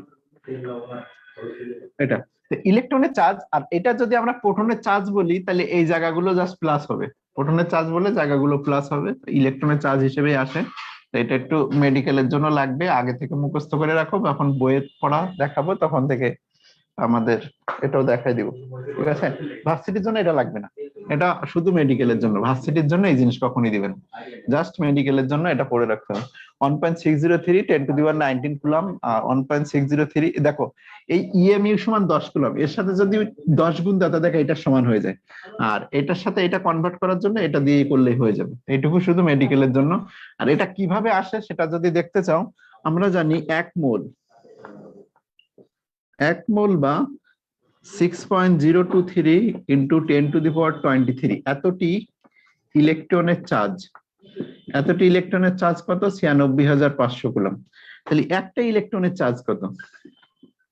একটি ইলেকট্রনের চার্জ এই যে 96,500, এটাকে যদি তুমি 6.023 ইন্টু 10⁻23 দিয়ে ভাগ দাও, তাহলে দেখবে এটা সমান হবে, এই যে এটা সমান হয়ে যাবে। এইভাবে আসে জিনিসটা। তো আমাদের টাইপ 1 শেষ। টাইপ 2, পরমাণুর মডেল গুলা। পরমাণুর মডেল গুলো নিয়ে কথা বলবো। না না, দিবে না, ভার্সিটিতে দেয় না এগুলা। লিখে রাখো, তোমার খাতায় তো থাকলো, খাতায় থাকলে মনে পড়বে। পরমাণুর মডেল খেয়াল করো। পরমাণুতে যে তিনটা মডেল নিয়ে আমাদের এখানে আলোচনা করা হয়েছে, একটা হলো রাদারফোর্ডের বোর, আর একটা হলো কোয়ান্টাম বলবিদ্যা। তো এটা আসলে অতটা আসে নাই, জাস্ট এটাই রাদারফোর্ডের পরমাণু মডেল আর বোর পরমাণু মডেল। খেয়াল করো, প্রথমে আসি আমরা রাদারফোর্ডের পরমাণু মডেল। এখান থেকে কি প্রশ্ন পড়তে হতে পারে আর কি বাদ দিবা? রাদারফোর্ডের পরমাণু মডেল। এই রাদারফোর্ডের পরমাণু মডেলটা জাস্ট একবার রিডিং দিবা, মডেলটা রিডিং দিলেই হবে, আর ভার্সিটির জন্য লাগবে না। ভার্সিটি ক্রস, ভার্সিটি এই জিনিস কোশ্চেনে আসে না, ঠিক আছে? ভার্সিটির জন্য এই জিনিস লাগবে না। মেডিকেলের জন্য দাগানো অংশটা আমি দেখাই দিব যখন ম্যাথ ক্লাস নিব তখন। ভার্সিটির জন্য লাগবে না। তবে ভার্সিটির জন্য কি লাগতে পারে? ভার্সিটির জন্য রিটেন কোশ্চেন আসতে পারে এখান থেকে। রাদারফোর্ডের পরমাণু মডেলের দুটি সীমাবদ্ধতা লেখো, দুটি সীমাবদ্ধতা লেখো। এইটুকু তোমার ভার্সিটির যে কোনো জায়গায় কোশ্চেন করে বসতে পারে যে রাদারফোর্ডের পরমাণু মডেলের দুটি সীমাবদ্ধতা লেখো। মডেল সম্পর্কে কিছু আসবে না, জাস্ট দুইটা সীমাবদ্ধতা তোমাকে লিখতে বলতে পারে এক মার্কের কোশ্চেনের জন্য। সেক্ষেত্রে কিন্তু আমাদের পড়তেই হয়। রাদারফোর্ডের পরমাণু মডেল থেকে জাস্ট রিডিং দিবা, আর রিডিং দেওয়ার সময় কি কি জিনিস পড়তে হবে আমরা যখন ম্যাথ ক্লাস নিব তখন দেখাবো। এখানে পড়ার মতো কি জিনিস আছে কি, যেমন দেখো গত বছর ম্যাথের কোশ্চেন ছিল, ম্যাথ 21, ম্যাথ 20-21 কোশ্চেন ছিল, তোমরা তো 21-22 কোশ্চেন ছিল যে পরমাণুর ব্যাস কত। পরমাণুর ব্যাস, পরমাণুর ব্যাসটা যেটা, এটা মুখস্থ রাখতে হবে 10⁻⁻8 সেন্টিমিটার, আর নিউক্লিয়াসের ব্যাস হলো 12 থেকে 15। মডেল শুধু ভুল, ভুল মানে কি, কোথায় ভুল দেখছো? দেখো এখানে পরমাণুর ব্যাস যদি বলা হয়, তাই ব্যাসের আমরা কনভার্টটা একটু দেখি। এটা সেন্টিমিটারে নিলে 10⁸ সেন্টিমিটার, আর এটাকে যদি আমরা ইসে নিয়ে আসি, পরমাণুর ব্যাসটাকে, এটাকে যদি আমরা মিটারে নিয়ে আসি, তাহলে 100 দিয়ে ভাগ, তাহলে 10⁻⁻10 মিটার। আর যদি বলো এটাকে ন্যানোমিটারে নিয়ে যাব, তাহলে এটাকে 10⁻⁻1 ইন্টু 10⁻⁻9। তা আমরা জানি যে 1 মিটার সমান হলো 10⁻⁻9 ন্যানোমিটার। তাহলে আমরা এটাকে লিখতে পারি 10⁻⁻1 ন্যানোমিটার। আর এই 10⁻⁻1 না লিখে এটাকে 0.1 তুমি ন্যানোমিটারও লিখতে পারো। যে কোনো একটা ইউনিটে তোমার থাকতে পারে, সেন্টিমিটারে থাকতে পারে, মিটারে থাকতে পারে, ন্যানোমিটারে থাকতে পারে। যে কোনো একটা ইউনিটের জন্য দিলে তোমার জন্য ভুল না হয়। কনভার্টটা অবশ্যই নিজের মতো করে শিখবা, যেটা 100 দিয়ে ভাগ দিলে মিটারে চলে যায়। আর ওইটাকে আমরা এইভাবে লিখছি 10⁻⁻19, 9 সমান হলো ন্যানোমিটার, এই জন্য এটাকে ন্যানোমিটার দিয়ে দিছি। আর 10⁻⁻1 সমান 0.1 মিটার, ঠিক আছে?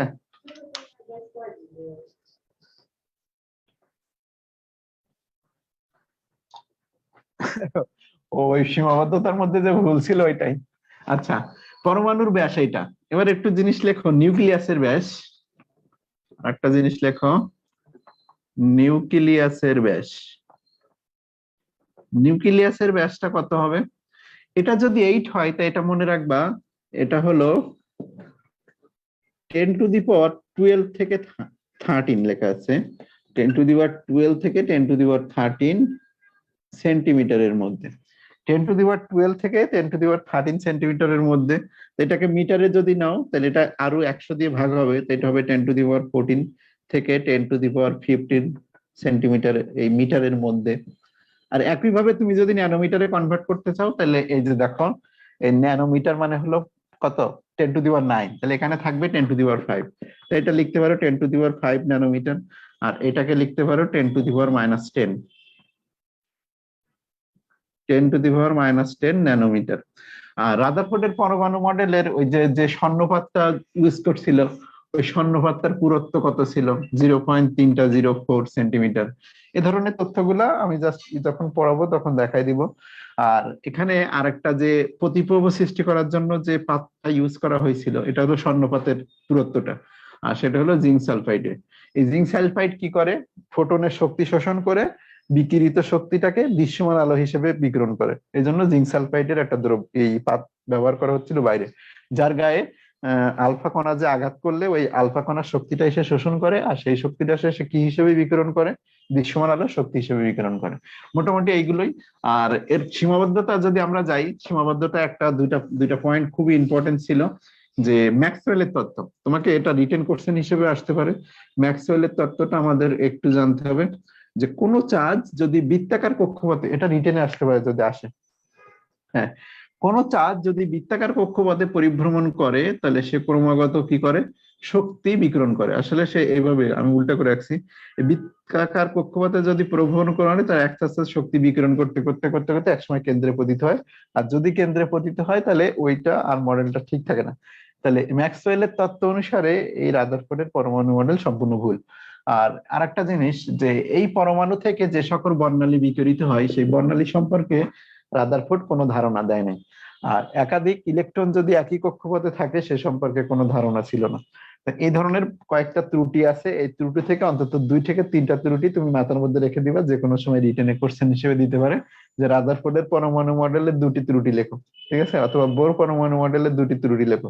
সেক্ষেত্রে আমাদের যাতে লিখতে অসুবিধা না হয়, সচরাচর দেয় না কিন্তু দিলে যাতে তোমাদের সমস্যা না হয়। আর মেডিকেলের যখন ক্লাস নিব তখন আমি দাগানো অংশগুলো ভালো করে মেনশন করে দিব। কত বাজে, 41? ক্লাস কি শেষ করে দিব? বোর পরমাণু মডেল, রাদারফোর্ড শেষ, বোর। এবার আসো, বোর পরমাণু মডেল থেকে আমরা 3টা স্বীকার্য পাই। বোর পরমাণু মডেল, ওকে, বোর পরমাণু মডেলের 3টা স্বীকার্য। 1 নম্বর হলো শক্তি স্তর সম্পর্কিত ধারণা। এটাও তোমার ম্যাথের জন্য কতটা দরকার নাই, এই ভার্সিটির জন্য জাস্ট মেডিকেলের জন্য পড়তে হবে। শক্তি স্তর সম্পর্কিত ধারণা কি, স্থির কক্ষপথ সম্পর্কে ধারণা দিয়েছিল প্রথম এতে। একাধিক, দেখো, স্থির কক্ষপথ সম্পর্কিত ধারণা, স্থির কক্ষপথ, এগুলো জাস্ট রিডিং দিবা, সবাই পারো। যে পরমাণুতে কতগুলো, নিউক্লিয়াসকে কেন্দ্র করে কতগুলো অনুমোদিত বৃত্তাকার কক্ষপথে ইলেকট্রন গুলো পরিভ্রমণ করে। এসব কক্ষপথে পরিভ্রমণ করার সময় ইলেকট্রন শক্তি শোষণও করে না, ইলেকট্রন শক্তি বিকিরণও করে না। তো এই জিনিস তো আর পড়ানোর দরকার নাই, কারণ সবাই পারো, সবাই কি এই জিনিস পারার কথা, আজীবন ধরে পড়ে আসতেছ, তাই না?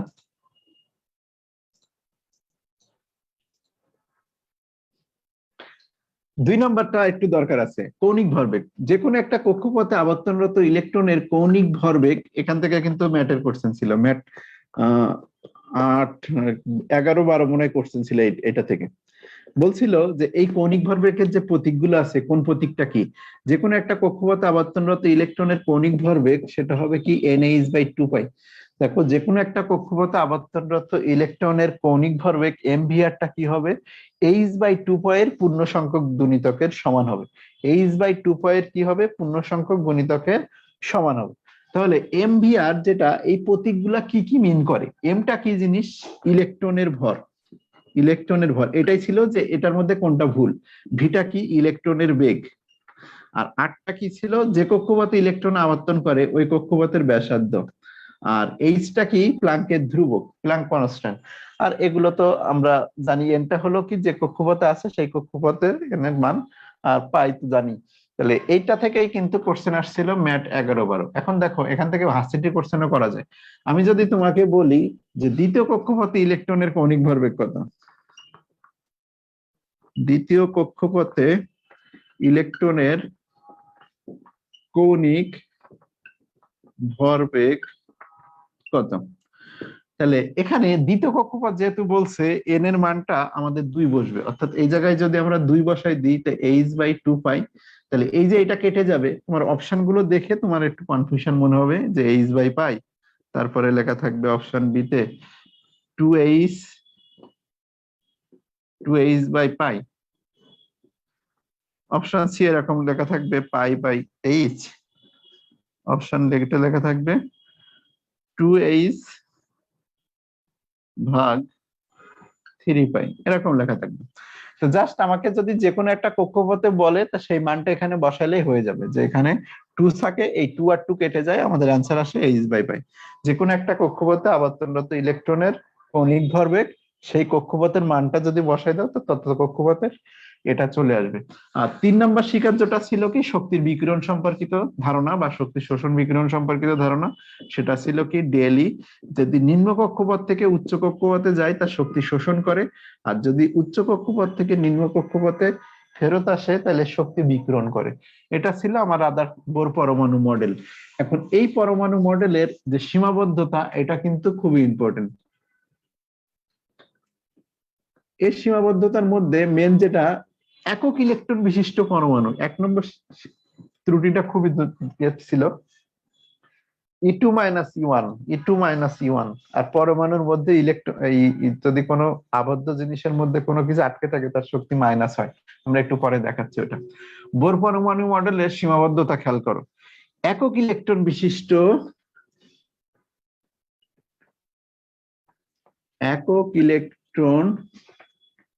বিশিষ্ট পরমাণুর বর্ণালীর ব্যাখ্যা দেয়া যায়। এখান থেকে একক ইলেকট্রন বিশিষ্ট পরমাণুর বর্ণালীর ব্যাখ্যা দেয়া যায় বোর পরমাণুর সাহায্যে, ব্যাখ্যা দেয়া যায়। ঠিক আছে, তাহলে এখান থেকে তোমার একটা কোশ্চেন আসবে, নিচের কোনটি বোর পরমাণু মডেল অনুসারে ব্যাখ্যা দেয়া যায় না, বা নিচের কোনটির বর্ণালীর ব্যাখ্যা দেয়া যায় না। বোর পরমাণু মডেল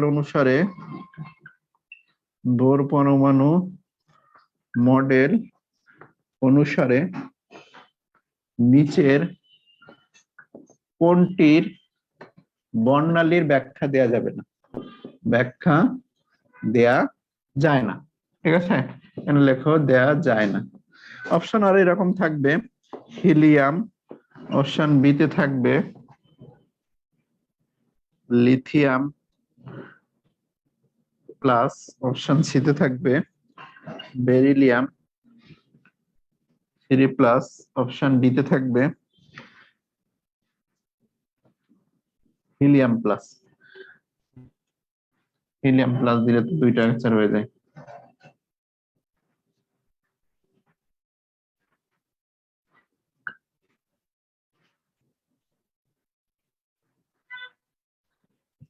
আমি আনসার এভাবে দিছি, বোর পরমাণু মডেল অনুসারে নিচের কোনটির ব্যাখ্যা দেয়া যায় না দিয়ে দেয়া যায় দাও, একটাতে যাবে বাকিগুলোতে আর যাবে না। তাহলে বোর পরমাণু মডেল অনুসারে একক ইলেকট্রন, তা দেখো কোনটাতে একটা ইলেকট্রন মিন করে। এই এখানে কয়টা ইলেকট্রন আছে, আমরা যদি এখানে মান বসাই তাহলে 2 আর 4, এখানে ইলেকট্রন সংখ্যা কিন্তু 2টা। আর এখানে যদি আমরা মান বসাই 3 আর কত 7, লিথিয়াম 3 7 হলে এখানে ইলেকট্রন সংখ্যা হিসাব করে দেখো 2টা আসবে, এই যে 3 আর এখান থেকে একটা বাদ দিলে এখানে ইলেকট্রন 2টা। আর এখানে যদি আমরা মান বসাই যে 3, বোরন হলো 4, বেরিলিয়াম হলো 4, 4 থেকে দেখো 3টা ইলেকট্রন চলে গেছে, 4 9 বেরিলিয়াম। তাহলে এখানে ইলেকট্রন সংখ্যা দেখো একটা, আর এটাতে ইলেকট্রন সংখ্যা কয়টা আছে, 10টা আছে, 11। তাই ইলেকট্রন সংখ্যা একক ইলেকট্রন যেটা সেটা ব্যাখ্যা দেওয়া যাবে। তাহলে ব্যাখ্যা মাত্র কোনটা দেওয়া যাচ্ছে দেখো, এইটার ক্ষেত্রে এইটা অ্যান্সার হবে।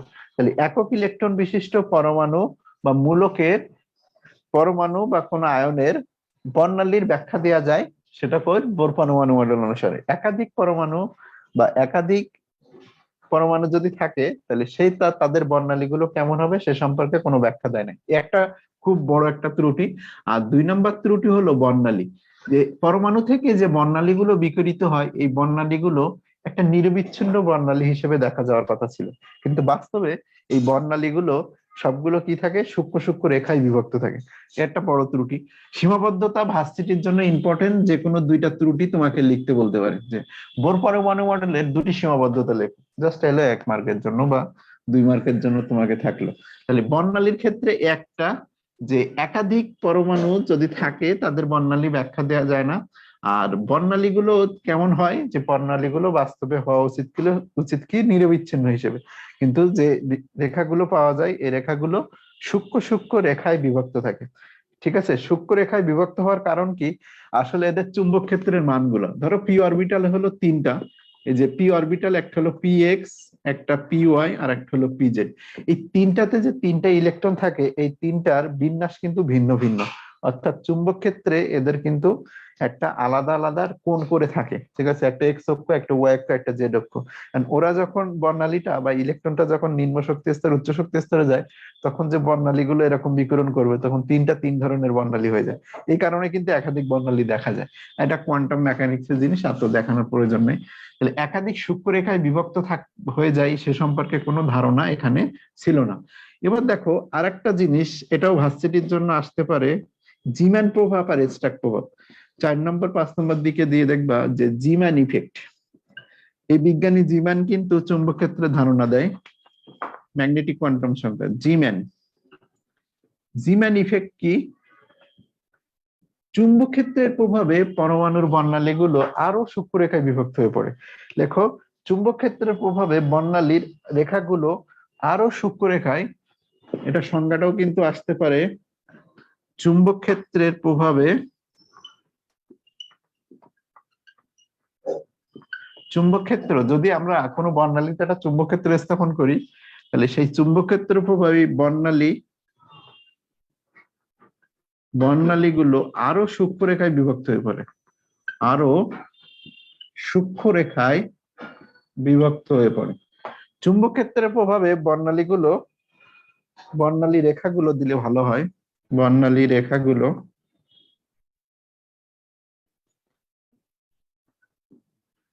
চুম্বক ক্ষেত্রের প্রভাবে বর্ণালী রেখাগুলো আরো সূক্ষ্ম রেখায় বিভক্ত হয়ে পড়ে।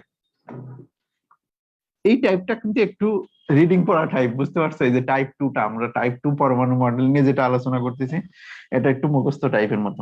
যে চুম্বক ক্ষেত্রের প্রভাবে বর্ণালী রেখাগুলো আরো সূক্ষ্ম রেখায় বিভক্ত হয়ে পড়ে, একে কি বলে? বিভক্ত হয়ে পড়াকে, বিভক্ত হয়ে পড়াকে জিম্যান ইফেক্ট বলে। তাহলে চুম্বক ক্ষেত্রের প্রভাবে বর্ণালী রেখাগুলো আরো বেশি সূক্ষ্ম রেখায় বিভক্ত হয়ে পড়াকে জিম্যান ইফেক্ট বলে। আর স্ট্যাক ইফেক্ট যদি বলা হয়, এখানে লেখো স্ট্যাক। স্ট্যাক ইফেক্ট কি? বিদ্যুৎ ক্ষেত্রের প্রভাবে, বিদ্যুৎ ক্ষেত্রে, এখানে চুম্বকটা বাদ দিয়ে যদি তুমি বিদ্যুৎ ক্ষেত্র দাও, এই বিদ্যুৎ ক্ষেত্রের প্রভাবে বর্ণালী রেখাগুলো এরকম সূক্ষ্ম সূক্ষ্ম রেখায় বিভক্ত হয়ে পড়ে, সে সম্পর্কে কোনো ধারণা ছিল না। এই যে বিদ্যুৎ ক্ষেত্রের প্রভাবে যে রেখায় বিভক্ত হয়ে পড়ে, এটাকে স্ট্যাক প্রভাব বলে। তো জিম্যান ইফেক্ট কি, স্ট্যাক ইফেক্ট কি, এটা 1 মার্কের জন্য বা সংক্ষেপে 0.5 মার্কের জন্য বা এমসিকিউতে কিন্তু আসতে পারে, যে কোনটা জিম্যান ইফেক্ট, কোনটা স্ট্যাক ইফেক্ট। এটাই হলো আমাদের বোর পরমাণু মডেলের সীমাবদ্ধতা। এরপর এই দুইটা পরমাণু মডেলের গ্রহণযোগ্যতা নিয়ে কিছু লাইন আছে, ওটা যখন বই নিয়ে ক্লাস নিব, ম্যাথ ক্লাস, সেখানে দেখাই দিব বা বলে দিব। এখানে আর তেমন কিছু নাই, আমাদের এখন 3টা জিনিস বললে তোমাদের আজকের ক্লাস বা টাইপ 2 আমাদের শেষ হবে। দেখো, স্থির কক্ষপথে পরমাণুগুলো, ডেফিনেশনটা ওইভাবে ঠিক আছে না, কিন্তু যদি দিয়ে দেয় তোমার যে জিম্যান ইফেক্ট কি, স্ট্যাক ইফেক্ট কি, জাস্ট সিম্পলি 0.5 এর জন্য তোমাকে দিতেই পারে। এ ধরনের ছোট ছোট জিনিস স্যারদের নজরে পড়লে তারা দিতেই পারে, জাস্ট আমাদের প্রস্তুত থাকতে হবে, যেহেতু রিটেন পরীক্ষা, প্রস্তুত থাকতেই হবে, যাতে তোমার এ ধরনের জিনিস ভুল না হয়। খেয়াল করো, স্থির কক্ষপথে পরমাণুগুলোর বা বোর পরমাণু মডেল থেকে আমরা ব্যাসার্ধ নির্ণয় করতে পারি, ঠিক আছে? এই ব্যাসার্ধ দেখো, সূত্রগুলো মুখস্থ দরকার নাই, আমি একটু লিখি, তারপর তোমাদের বলতেছি। এখানে মুখস্থ করা কিন্তু কোনো দরকার না। 4π² mE², এখান থেকে কি কোশ্চেন আসবে সেটা আসি পরে, আগে একটু খেয়াল করো। এটা h² 4π² mE² into n²z², n²z², মুখস্থ করার এখন কিন্তু বলতেছি না, মুখস্থ করতে হবে। খেয়াল করো, এই সূত্র যদি আমরা দেখি, তাই এই সূত্র স্থির কক্ষপথের এটা কি ব্যাসার্ধ, এই সূত্র মুখস্থ করার কোনো দরকার নেই। তো এই জিনিসটা দেখো, এই জিনিসটা হলো সবগুলো ধ্রুবক, এটা হলো প্ল্যাঙ্ক কনস্ট্যান্ট 4πm, ইলেকট্রনের ভর, আর এটা হলো ইলেকট্রনের চার্জ। এই মানগুলো যদি আমি সব বসাই দিই, তো এখান থেকে যে মানটা আসে সেটা হলো 0.592 ইন্টু 10⁻⁻8 সেন্টিমিটার। আমি সেন্টিমিটার না দিয়ে মিটারে লিখি, আগে ম্যাথ করার জন্য মিটার লেখাটাই ভালো। 5.92 হ্যাঁ ঠিকই আছে, 5.92 into 10⁻11 metre into n square by Z square. এইটুকু যদি আমরা জানি তাও হবে, আর তাও যদি না মনে থাকে কোনো সমস্যা নেই, একটু লিখে নিয়ে আগে তারপরে ব্যাখ্যা দিচ্ছি। বেগ, স্থির কক্ষপথে একটা পরমাণুর বেগ যদি ভিএন হয়, তো সেটা কি দ্বারা প্রকাশ করা যেতে পারে? 2π² ভাগ এইচ ইন্টু, আচ্ছা জেডটা কিন্তু পারমাণবিক সংখ্যা, জেড বাই এনটা হলো কক্ষপথ, জেড বাই এন। এই যে সবগুলো যেহেতু ধ্রুবক, এই ধ্রুবক গুলোর যদি মান আমি বসাই তো এটা আসে 2.18 into 10⁶ metre per second into Z by N into Z by N. আর বেগ গেল, আমাদের শক্তি যদি আমরা লিখি, শক্তি ইটা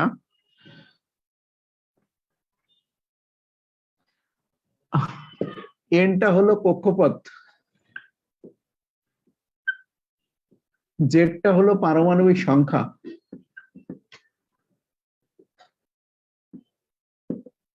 আমি আসতেছি একটু পরে ওইখানে। ইলেকট্রনের শক্তি, ইলেকট্রনের শক্তি সূত্রটা এরকম 2π, এই সূত্র মুখস্থ রাখার দরকার নাই, কি দরকার সেটা আমি পরে আসি, আগে একটু লিখতে দাও। 2π² me4, কারণ এই জিনিস মনে থাকবে না, পরীক্ষাতে আসেও না, জাস্ট কি আসতে পারে সেটা দেখো। এখানে একটা মাইনাস আছে, কেন মাইনাস? কারণ কোনো আবদ্ধ জিনিসের মধ্যে কোনো কিছু যদি আটকে থাকে তখন তার শক্তিকে নেগেটিভ ধরায়। আচ্ছা জেড স্কোয়ার এখানে ভাগ হলো এন স্কোয়ার, এই সবগুলো যদি আমরা হিসাব করে বসাই তা -2.18 ইন্টু 10⁻18 জুল, -18 জুল আসে ইন্টু জেড স্কোয়ার ভাগ এন স্কোয়ার। এখান থেকে তোমাদের ম্যাথ যারা পরীক্ষা দিবা শুধু তাদের জন্য একটা লাইন একটু মুখস্থ দরকার, যে বোর ব্যাসার্ধ কাকে বলে। বোর ব্যাসার্ধর মানটা কত? দেখো বোর ব্যাসার্ধ মানে কি, হাইড্রোজেনের বোর ব্যাসার্ধ হয়। বোর ব্যাসার্ধ হাইড্রোজেনের যদি বলি আমরা, হাইড্রোজেনের জন্য এইচ এর মান, এইচ এর জন্য জেড এর মান পারমাণবিক সংখ্যা 1, আর প্রথম বোর কক্ষপথের ব্যাসার্ধ যদি বলি তো এন এর মান 1। তো এখানে 1 বসাও, এখানে 1 বসালে যে মানটা আসে সেই মানটা হলো এটা, 5.92 ইন্টু 10⁻11 মিটার। আর এটা তোমাদের বই অনুসারে মিটার দেয়া নাই, এটার মান এভাবে লেখা আছে এ নট দিয়ে, যে 0.592 ইন্টু 10⁻⁻8 সেন্টিমিটার। এই মানটা তোমাদের একটু মুখস্থ রাখা লাগবে, এটা যারা মেডিকেল পরীক্ষা দিবা শুধু তাদের জন্য, যে প্রথম বোর ব্যাসার্ধর যে মান সে মানটা কত। 5.92 ইন্টু 0.592 ইন্টু 10⁸। আর এটাকে মিটার নিয়ে গেলে কিন্তু এটা হয়, যে প্রথম বোর ব্যাসার্ধ কোনটা, যে 0.592 ইন্টু 10⁵529। আচ্ছা আচ্ছা হ্যাঁ 52, হ্যাঁ বাদ, এই 29 হবে, উল্টে গেছে, উল্টে 529, থ্যাংক ইউ, উল্টে গেছে 9 টু না 529। তো 0.529 ইন্টু 10⁻⁻8 এটা সেন্টিমিটার, যে প্রথম বোর ব্যাসার্ধ। কিভাবে আসছে? এই এন এর মান যদি 1 বসাও, জেড এর মান যদি 1 বসাও, তো সেটা হলো আসলে হাইড্রোজেনের জন্য জেড এর মান 1, আর প্রথম কক্ষপথের জন্য আমরা চাচ্ছি যেহেতু সেটা হবে 0.529 ইন্টু 10⁸ সেন্টিমিটার। এইটা শুধু যারা মেডিকেলে পরীক্ষা দিবা তাদের জন্য মুখস্থ জিনিস, এছাড়া এখানে ভার্সিটির জন্য কিছু দরকার নেই। ভার্সিটির জন্য কি দরকার এবার সেটাতে আসি, ভার্সিটির জন্য কি দরকার সেটাতে আসি। খেয়াল করো, এই সূত্র আমাদের আসলে মনে রাখার কোনো প্রয়োজন নেই, আমরা এখন কি কাজ করব, যে সম্পর্কগুলো একটু জেনে রাখবো। খেয়াল করো, এই ই আর এন, দেখো এই আর এর সাথে এন এর সম্পর্ক কি, এই সবগুলো কিন্তু ধ্রুবক, তাহলে আর এর সাথে সমানুপাতিক সম্পর্ক আছে কি, আর এন সমানুপাতিক এন স্কোয়ার ভাগ হলো জেড স্কোয়ার, লিখতেই পারি। এই ভিএন এর সাথে সমানুপাতিক সম্পর্কটা দেখো তো, জেড বাই এন আছে, তাহলে আমরা এখানে লিখতে পারি যে ভিএন সমানুপাতিক জেড ভাগ এন। আর শক্তির সাথে সম্পর্কটা আমরা যদি দেখি, Z square by n square, তাহলে ইএন সমান, এখানে ইএন দাও, ইএন সমানটা কি হবে, ইএন সমানুপাতিক জেড স্কোয়ার ভাগ এন স্কোয়ার। এখন আসো এখান থেকে কোশ্চেন কি আসতে পারে সেটা আমরা একটু দেখি, এটা আমাদের দরকার নেই। ঢাকা ভার্সিটি কোশ্চেন ছিল ডিইউ 18 সাল মেবি, 18 সালে কোশ্চেন ছিল এরকম যে হাইড্রোজেন পরমাণুর প্রথম বোর কক্ষপথের শক্তি n²z।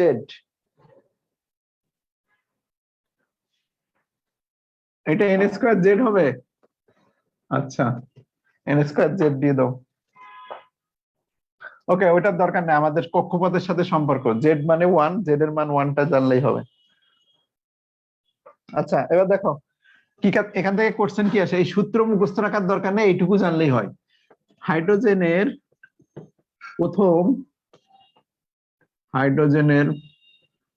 প্রথম বোর কক্ষপথের শক্তি লেখো একটু। প্রথম বোর, ফুল সূত্র আমাদের কোনো দরকার নাই, ফুল সূত্র মুখস্থ আমার কোনো দরকার নাই। খেয়াল করো এখানে, হাইড্রোজেনের প্রথম বোর কক্ষপথের শক্তি -18 ইলেকট্রন ভোল্ট হলে তৃতীয় বোর কক্ষপথের শক্তি বের করো। তৃতীয় বোর কক্ষপথের শক্তি বের করো। অপশন গুলো দেওয়া ছিল এরকম মনে হয় যে 9 ইলেকট্রন ভোল্ট, অপশন বি তে -2 ইলেকট্রন ভোল্ট, অপশন সি তে ধরো 6 ইলেকট্রন ভোল্ট, আর ডি তে কোনোটি নয়, এরকম ধরো আমি এটা তৈরি করে দিলাম। এই জিনিস করার জন্য আমাদের ফুল সূত্র দরকার পড়ে না, আমরা এখান থেকেই চলে আসতে পারি যে ইএন সমান দেখো জেড এন, ই এর সাথে এন এর সম্পর্ক, এই ই এর সাথে দেখো এন এর সম্পর্ক, জেডও লাগবে না কারণ হাইড্রোজেন বলছে একই পরমাণু বলছে। তাই ই এর সাথে যদি আমরা এন এর সম্পর্কটা দিই তাহলে ই সমানুপাতিক কি হবে দেখো, ই 1 বাই হলো এন এর হোল স্কয়ার। তাই এটা হলো ব্যস্তানুপাতিক একটা সম্পর্ক, এটা হলো একটা ব্যস্তানুপাতিক যদি সম্পর্ক হয় আমরা সূত্রটা এখান থেকে তৈরি করতে পারি। প্রথমটা, একটা যদি E1 লিখি আর একটা যদি E3 লিখি, যেহেতু সম্পর্কটা দেখো ব্যস্তানুপাতিক তাহলে আমার কোনায় কোনায় মিল থাকবে, তাহলে এখানে n3 আর এখানে হবে n1, আর স্কয়ার আছে বলে আমি উপরে স্কয়ার বসাই দিলাম। এখন আমার মান বের করতে বলছে হলো E3, তাহলে E3 সমান আমি লিখতে পারি যে এই n1 স্কয়ার n3 এর স্কয়ার ইন্টু E1। এবার মান বসাই দাও, অ্যান্সার চলে আসবে। n1 এর মান তো অবশ্যই প্রথম কক্ষপথ মানে 1, আর তৃতীয় কক্ষপথ মানে 3, তাহলে 3 এর স্কয়ার, আর E1 এর মানটা কত দেওয়া আছে আমাদের, শক্তি -18 ইলেকট্রন ভোল্ট। তাহলে কেটে দিলে 3 3 9, আর এই 2, দেখো এই যে 3 3 9, আর এটা কেটে দিলে -2 ইলেকট্রন ভোল্ট। বুঝতে পারছো কিনা দেখো, -2 ইলেকট্রন ভোল্ট। বড় সূত্র আমাদের কোনো প্রয়োজন পড়বে না, জাস্ট এইটুকু জানলেই হবে, আর এন সমান n²z, আর ভিএন সমান z/n, আর ইএন সমান z²/n²। বুঝতে পারছো কিনা দেখো।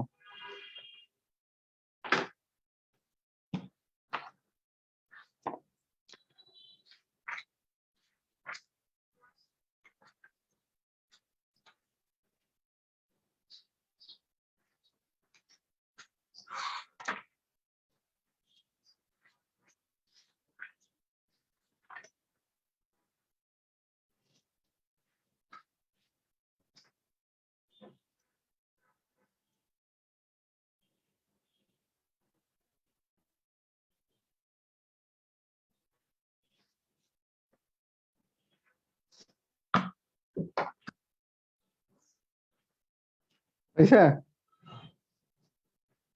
জেড এর মান দুইটা ভিন্ন আসলে যদি দেয় তাহলে দেখো এখানে এই জেড এর মান সচরাচর ভিন্ন দেওয়া যায় না, কারণ একটা পরমাণুর সাথে আর একটা পরমাণুর তুলনা তেমন তোমাকে দেয় না। আর যদি তোমাকে দেয় তাহলে তুমি সেটাকে জেডটাকে ধরবা, যে হাইড্রোজেন পরমাণুর প্রথম বোর কক্ষপথের ব্যাসার্ধ এত হলে হিলিয়াম পরমাণুর তৃতীয় বোর কক্ষপথের ব্যাসার্ধ, এখানে তোমাকে বললো যে হিলিয়াম পরমাণুর তৃতীয় বোর কক্ষপথের ব্যাসার্ধ, তখন তোমার চলক চলে আসছে দুইটা। তোমার চলক চলে আসছে কয়টা, দুইটা চলে আসছে, এই যে n² আর জেড, এখন দুইটা চলক। এখন তুমি দুইটা চলক কি এখানে ইনক্লুড করবা, কখনো দিবে না, তারপরে তুমি যেহেতু বলছো আমি বললাম যে ব্যাসার্ধ, এটা শক্তি হয়ে গেছে তাই না, শক্তি ওকে। আর তৃতীয় বোর কক্ষপথের শক্তি, তাহলে দেখো এর সাথে যদি তিনটা শক্তি এ চলে আসে, আমরা যদি এখানে কম্পেয়ার করি, একটা হলো E1 আর একটা হলো E3, তা এর সাথে যেহেতু এন এর সম্পর্কটা খেয়াল করো ব্যস্তানুপাতিক, তাহলে n থ্রি স্কোয়ার আর নিচে n1 স্কোয়ার। আর জেডটা সম্পর্কটা খেয়াল করছো, জেডটা হলো সমানুপাতিক, তাহলে এখানে হবে কি z1 স্কোয়ার z2 স্কোয়ার। এগুলো সূত্র নিজের মতো করে তৈরি করে নেওয়া। এটা থ্রি থ্রি সরি, এই যে এখানে এবার মান দিলে হয়ে যাবে। এই এখনই ক্লাস শেষ করে দিব, এই 5 মিনিট, 5 মিনিটের মধ্যে, 5 মিনিটের মধ্যে ক্লাস শেষ। তো এটা যদি বুঝতে পারো, আরো দুইটা কোশ্চেন এখান থেকে যদি দেখাই একটু, আমি তো সব মুছে ফেললাম। তাহলে সূত্র এরকম ছিল, আবার একটু লিখতে হচ্ছে। তিনটা সূত্র ছিল এরকম, আর এন সমানুপাতিক এন স্কোয়ার বাই জেড। এটা জেড স্কোয়ার লিখছিলাম, এটা শুধু ইয়ে হবে, ঠিক আছে, এন স্কোয়ার বাই জেড। দুই নম্বরটা ছিল ভি এন সমানুপাতিক জেড বাই এন, জেড ভাগ হলো এন। আর তিন নম্বরটা ছিল ই এন সমানুপাতিক n square Z square by n square, Z square ভাগ হলো এন স্কোয়ার। এইটুকু মনে রাখলেই হবে। তো আমার তিনটা কোশ্চেনের অ্যান্সার বলে আজকের ক্লাস শেষ।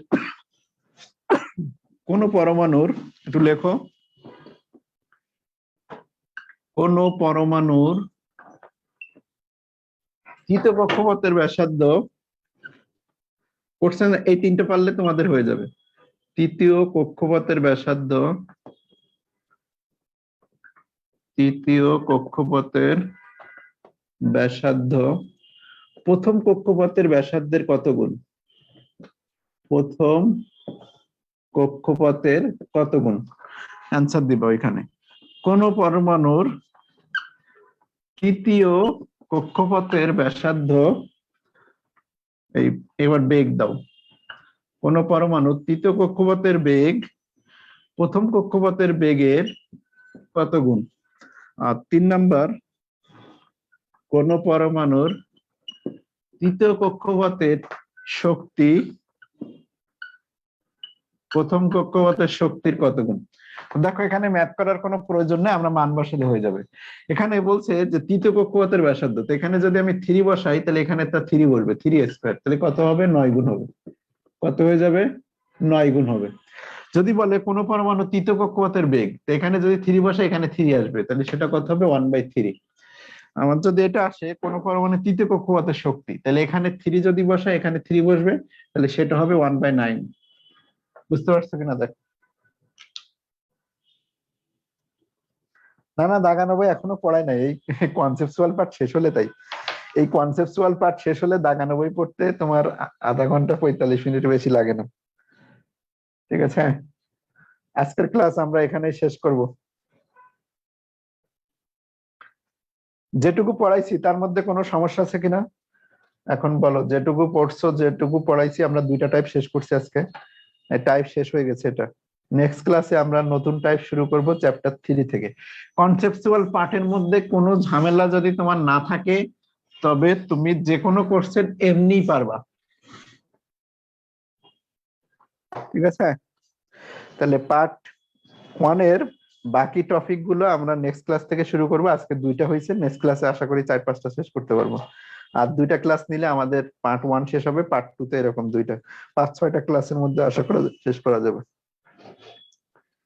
ঠিক আছে, তাহলে আজকের মতো সবাই বিদায়, সবাই ভালো থেকো, আল্লাহ হাফেজ।